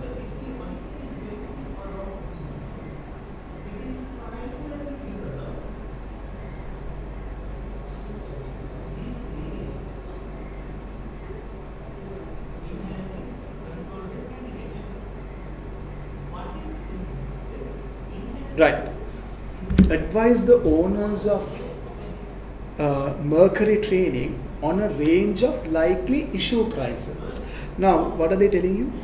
People, do you see that in the very first paragraph, they said that the directors of this company, they're considering either a flotation or an outright sale of the company. Right? The very first paragraph, see? Flotation or outright sale of the company. So now they want me to calculate what likely issue prices for the company. Issue prices. Right. So meaning they are asking me to value the company. Do you understand? Now, in your business valuations chapter, you talk about different ways of valuing companies now, right? You talk about different ways of valuing companies. You have free cash flow method, you have multiple based valuations, you have asset based valuations, dividend based valuations, you have a hell of a lot of different types of valuation models. Yeah, now you have to use those models in this case. Are we clear? So to find the price of a share of this company, what models can we use is what they're testing with this 10-mark question, right? Okay, keep that in mind. Let's go back to the question. So I will erase these working, erasing everything. Yeah, right.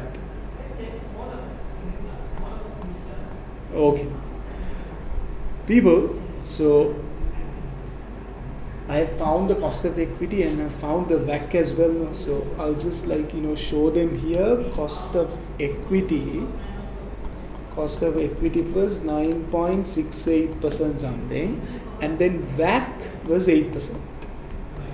WACC was 8%, right? Done. Okay, likely issue prices now, right? So they are thinking either flotation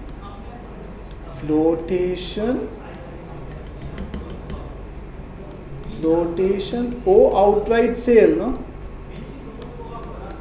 Outright sale. Yes, right. People, now how do you value businesses? Right? So business valuation models. Business valuation. Right? So you have, I'm just going to show you some of these models. Business valuation, you have multiple based, that's your PE and whatnot, multiple based. You have asset based, you have dividend based valuations, you have free cash flow based valuations. Different valuation types are there. Now we have to use some of these models to calculate the share price, right? People, do you see that they talk about net asset value? Net asset value is basically your value of the company after deducting debt. Net asset value is after deducting debt, right? Mercury's value is 65 million. People, I want you to go back to those notes if you can't remember. Asset-based valuations can be used to understand or can be used to get an idea of the lowest value. A company can charge from a potential purchaser, right? So this company has assets, net assets worth of 65 million. That is the value, right? They have assets after deducting debt. So net asset value of 65 million. So that's the lowest price that they can charge, right? Lowest price. Yes. Under asset-based valuations, you have the net asset value, NAV, right? NAV indicates the lowest value, lowest possible price, lowest possible, right? So 65 million is the lowest possible price that company can charge if they are selling the company to another party, right? So they want the issue price. This is the total value, 65 million. Per share, it's 65 million divided by 10 million because this company has 10 million shares, yeah? So they can charge 6.5, right? $6.5, right? In other words, they can charge, this should be multiplied by 100, no? 650 cents, no? 650 cents, otherwise, right? In cents. Now they're talking in cents, no? in the question 50 cents, 580 cents, like that. So in cents they can charge 650. This is if they're selling the company, right? If selling the company outright, if selling the company to an outside party outright. Are we clear, guys? Are we clear? Nipunian Dilruk, are we clear? So there you go. Net asset value, right? Yeah, lowest possible price, 65 million. So we want price per share. Price per share.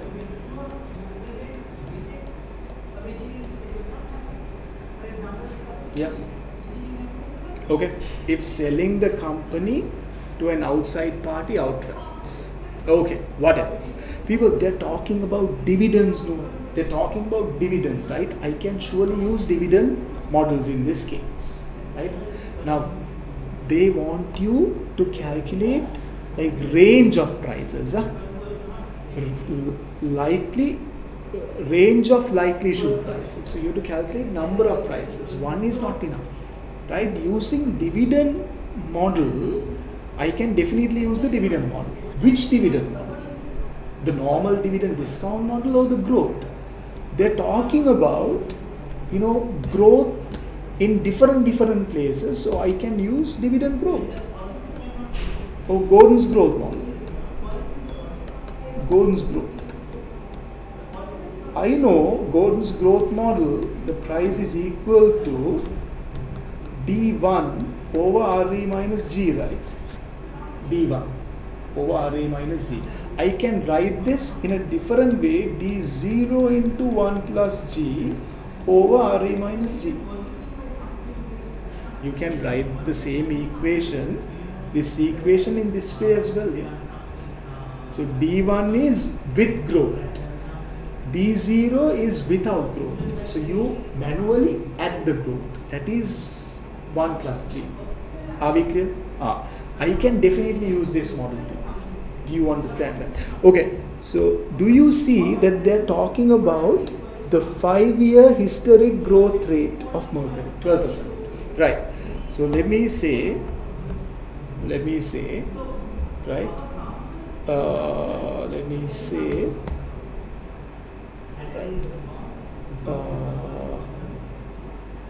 Using historic growth. What is my historic growth? Historic growth is 12%, right? If you assume that you're going to grow at this same growth rate, right? Then the growth rate is going to be 12%. So historically, annual growth rate over the last 5 years have been 12%. So you're going to use that same assumption. I'll grow at 12% even into the future. People, if I use this, then what's going to be the share price? Shall we calculate the share price? Right. Okay. P0, right? P0 is equal to dividend per share. People, they give you the dividend per share, right? Dividend per share, 25 cents. People, other summary statistics for both companies for the year ended 31st December 2007, right? December 2007, I think you're looking at like current year data. December 2007, I think you're looking at current year data. Current year. This is current year. Yeah, current year. Because this paper, you're looking at 2008 now. So current right now, the dividend per share is 25%. Yeah, 25%. 25 cents. 25. This is going to grow at how much? 12%. 1.2. Yeah, divided by, what's my cost of equity? People, cost of equity, we found it 9.68. 0.0968 minus what is the growth rate? 12%. People, do you see that this equation is not going to work? Why? See, your denominator is going to be minus. In other words, your growth rate is greater than the cost of equity. Does that make sense? Right? So I'm going to say G greater than cost of equity. Therefore, this equation does not hold. This equation does not hold. Does not hold. Therefore, this growth rate can't be used, is what I'm trying to tell you. You have to show this to the exam. Look here, I tried to calculate the share price using this historic growth rate, but it doesn't work. Are we clear? Are we clear, people? Are we clear? Nipuniyan Dilruk, are we clear?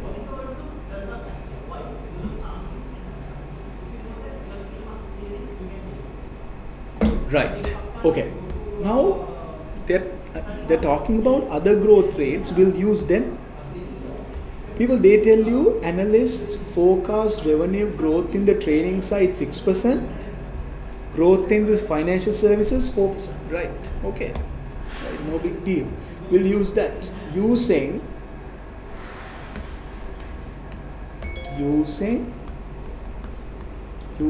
analysts forecasts.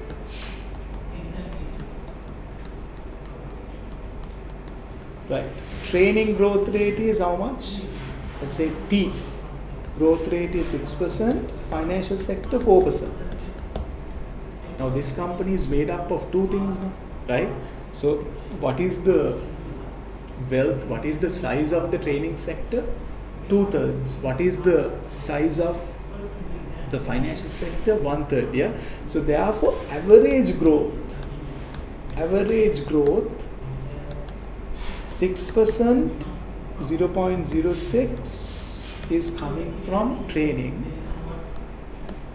Size of training, the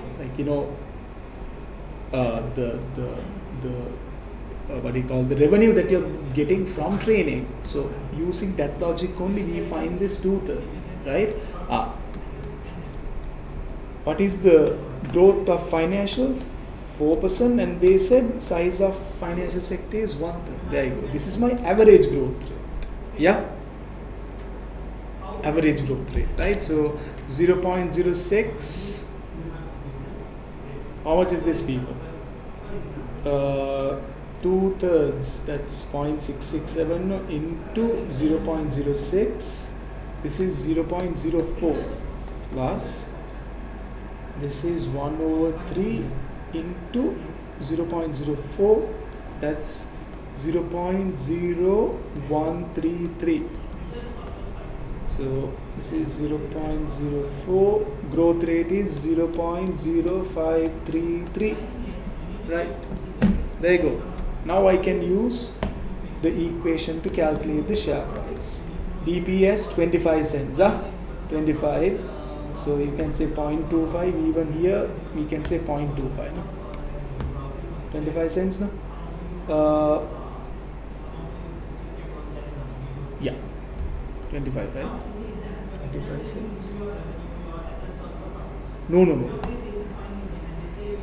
we are going with cents, no? So remove this, 0, doesn't make any sense.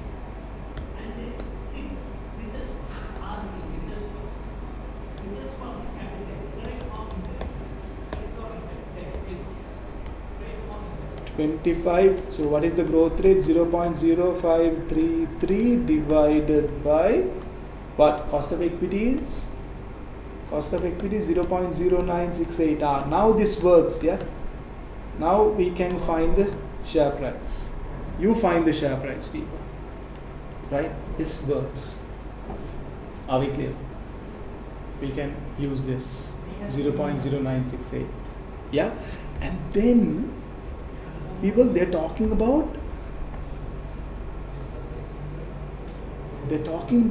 earnings per share. See, earnings per share. People, can you remember this equation? Let me show you this thing. G equals Gordon's growth approximation. So you can manually calculate the growth rate. Now we simply used growth rates which were there in the questions, right? They were already there. We can calculate a growth rate. This is called what? Implied growth rate, right? Implied growth rate. Okay, so let's use that now. Yeah, so implied growth rate, 1 second.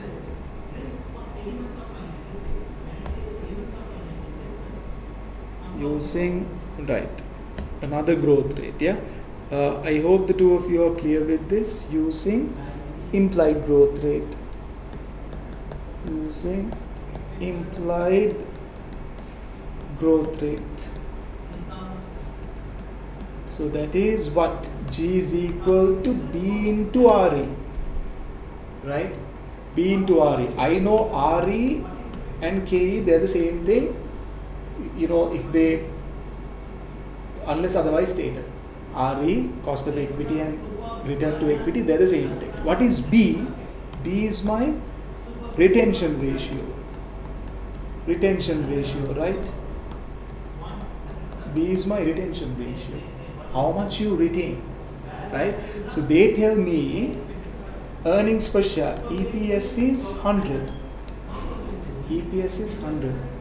Their dividends are how much? 25. So their retention is, in other words, this is my plowback. Retention is 75. Right? So as a percentage, what is my payout ratio? Payout ratio is 25%. Retention ratio is 75%. Retention ratio is 75%. There you go. This is what I use, people. So therefore I can calculate my growth rate manually. B is my retention ratio. Retention ratio is 75%. Right? 0.75. Cost of equity 0.0968. Use this growth rate, people. Yeah, how much is this? 0.75 into 0.0968. This is 0.0726. 7.26. Mr. Dilruk and Nipuni, are we clear? Are we clear? So you can calculate, different growth rates, right? Okay, now we'll calculate the share price. So share price P0, 25 cents into 1 plus growth rate is 0.0726. divided by KE 0.0968. 0.0968 minus 726. So because here you have a lower denominator, share price should be higher, right? This share price should be higher than this share price. Let's calculate it. 25 into 1.0726. 26,815 divided by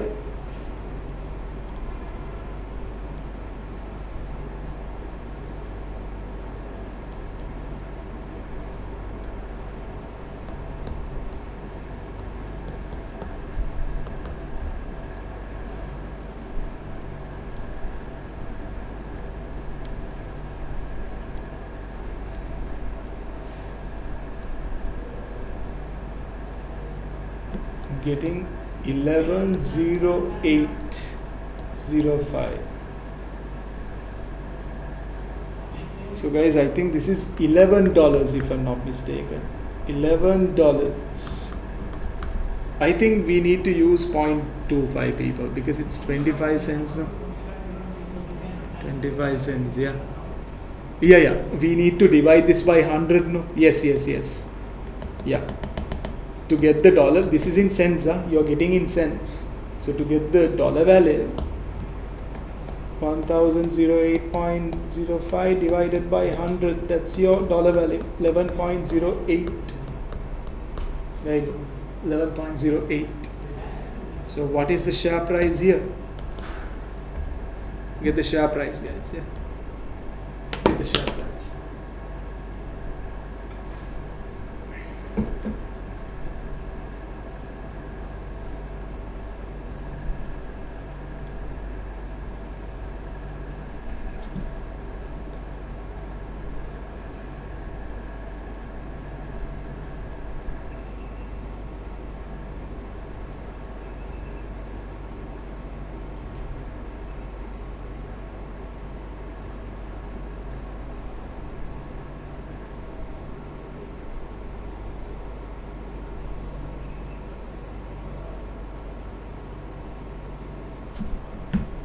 Right?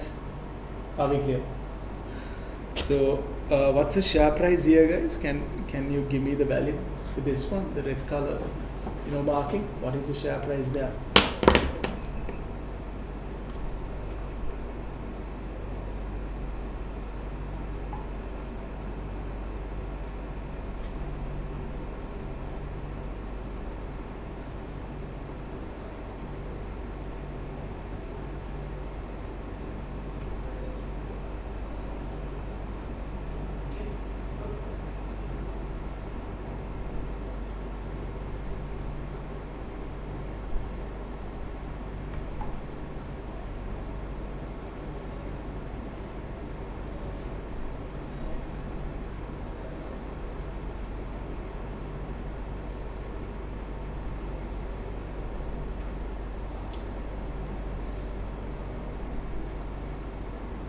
Right? Can you get this price, please? 25 into 1 plus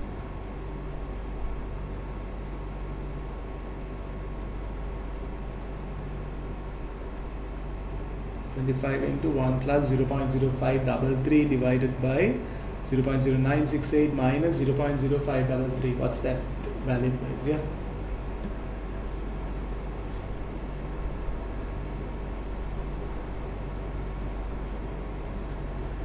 Anyway, now you get the point, yeah? So when the examiner asks you to calculate a range of issue prices, calculating one is not enough, right? You need to use whatever the data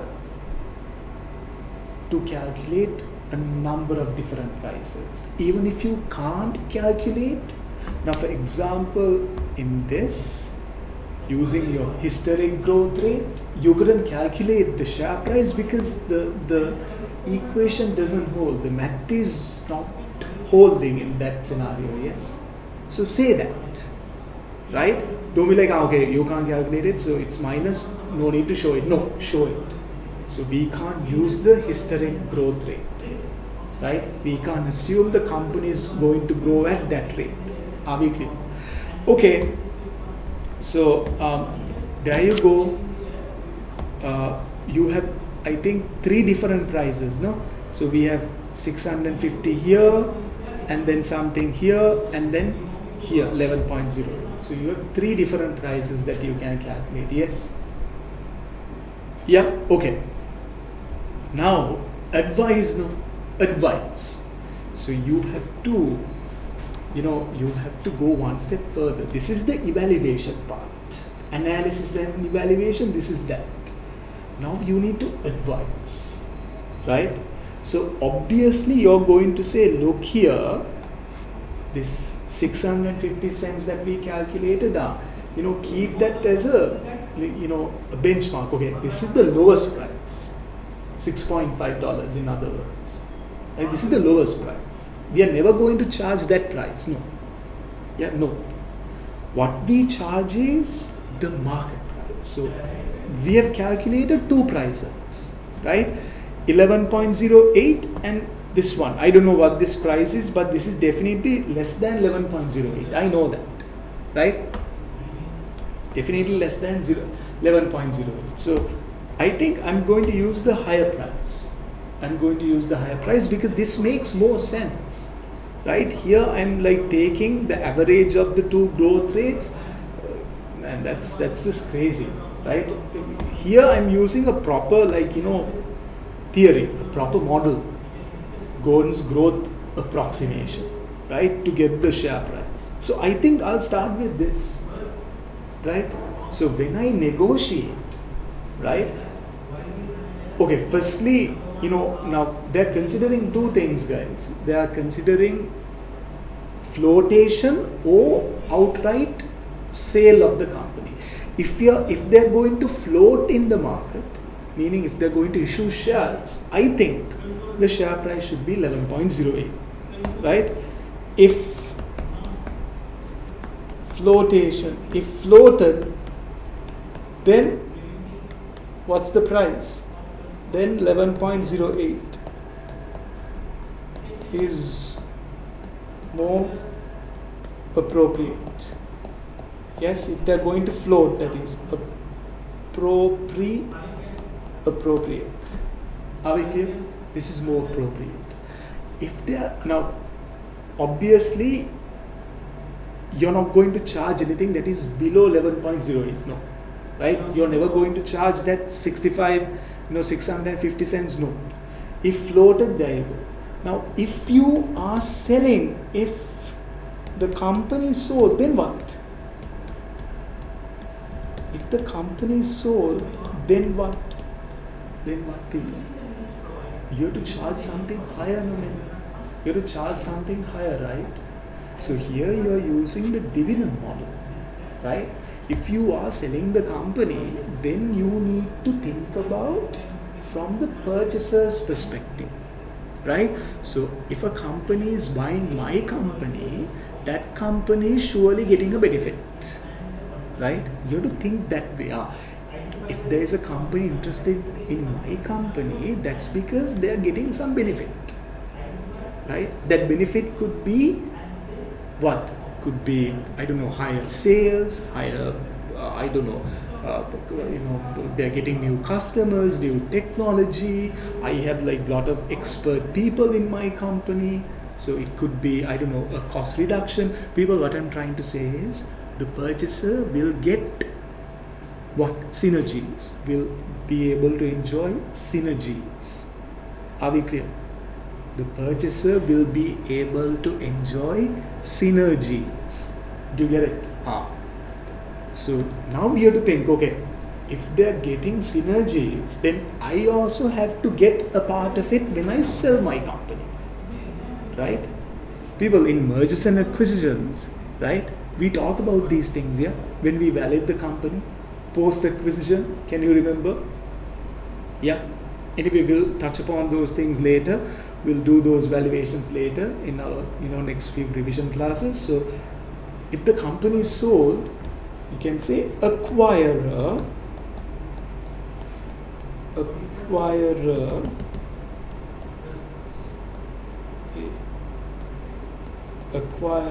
will benefit. Otherwise, the acquirer is not going to purchase the company. He's going to purchase because there is a benefit. Acquirer will benefit, right? So benefit in what way? Will benefit in terms of what? Synergies. They'll get synergies. It's very important that you plug this word like in your answer, right? They'll get synergies. What kind of synergies? You have different synergies, yeah? You have revenue synergies, you have cost synergies, right? They'll get these synergies. Therefore, you need to charge a premium. So you can say, therefore, Mercury has to charge a premium. Has to charge a premium. Do you get it? Are we clear? So, what is this premium?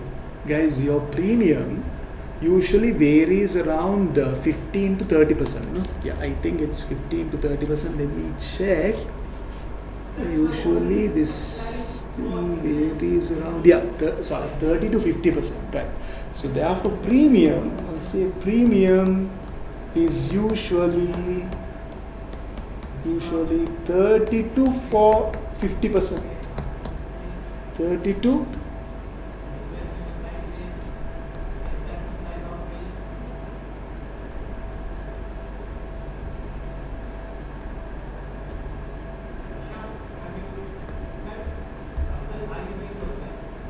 Oh. Wait, what the hell? What happened? What happened to that working? Easy. What just happened?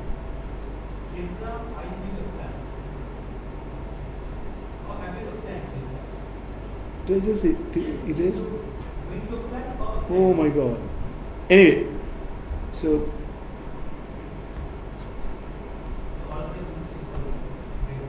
there you go. Thank you. It's that. Right, 30 to 50%. So therefore, what's going to be your starting price? Usually premium is 30 to 50%. Therefore, starting price 11.08 is the market value of the company, right? Or the price of shares using dividends. This into, I don't know. So 30 to 50%. So we'll take the average of this. This is 80% divided by 240, no? Right? I'll take 40%. Point. So therefore, starting price should be how much? 11.08 into 1.4. People, it should be around 15.512. This is what you should quote if you're selling the company outright in the market. Are we clear? Starting price for negotiations. This is the starting price. Are we clear? Does this make sense, people? Nipunian will look. Are we clear? 10 marks. There you go. This is your advice. You're not making a recommendation. This is simply, you're advising the board of manager, board of directors. This is what you need to consider. Okay, done.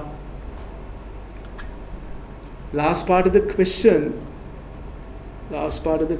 people, that is what? For 8 marks, discuss advantages and disadvantages to the directors of Mercury Training of a public listing versus and private equity finance as what? Private equity finance as a means of disposing of their interest in the company. Right, that's straight theory, right? Discuss advantages, disadvantages of what? If they go public, what are the advantages, disadvantages? Like off the top of my head, I can say, going public is solid, right? You're going to attract a lot of attention in the market, a lot of investors. It's a very easy way of amassing a lot of capital within a very short period of time. But it's a very lengthy process. You have sponsors, underwriters, so many parties involved, right? Getting the right price, the right time to issue, it's all big problems, right? And there are so many parties involved. You have to pay them, right? Fees. It's lengthy. It's costly, right? And if the issue price is not right, you're not going to get that capital that you want, right? What else? Once you get listed, you have to abide by all kinds of rules, man, because listed companies are governed in another level. There you go. Are we clear? Yes, those are pros and cons. So pros and cons of listing. Then you have pros and cons of private equity. What is that? Private equity finance. So you selling the company, I don't know, to a venture capital firm, right? So that's very easy, right? You don't have a lot of regulations. These companies, they come and purchase the company if the company shows good prospects, good growth prospects.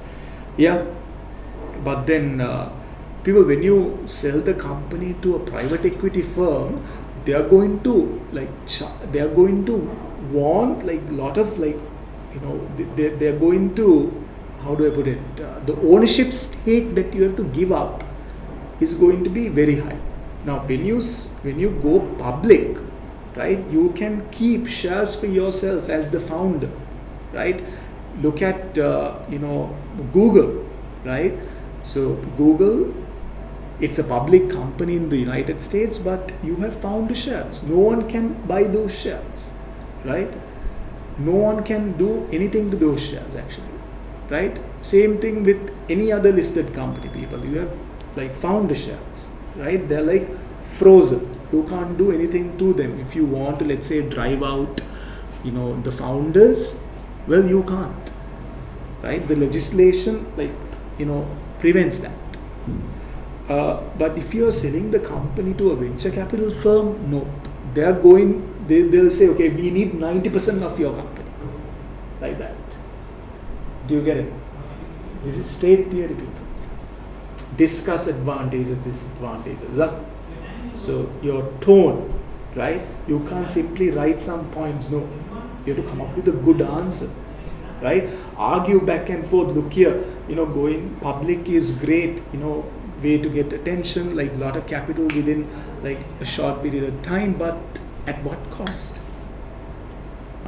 Like that, you need to properly come up with some solid points, right? You have to come up with a few solid points and structure the answer. Are we clear, team?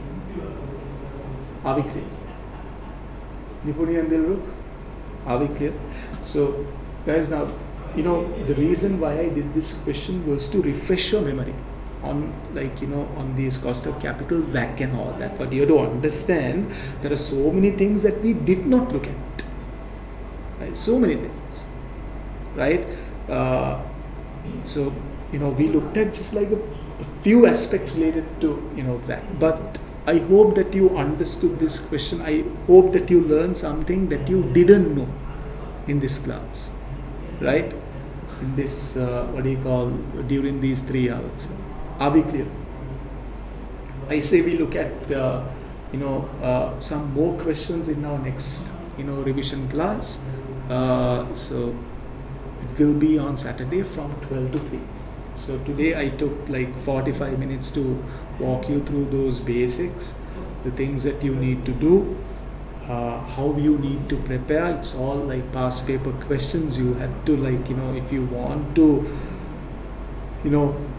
pass this subject the first time, there are a few questions that you need to attempt. I showed it at the beginning of this class, right? I'll show them even in the next week.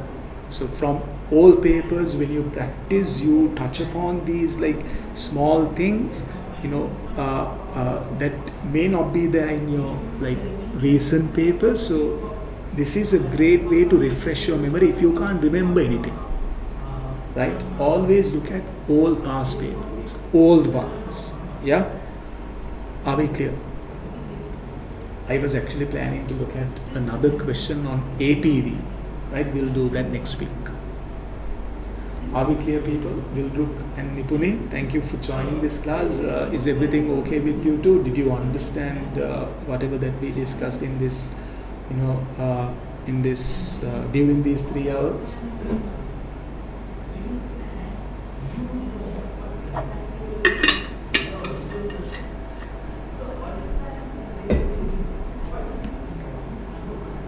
Yep.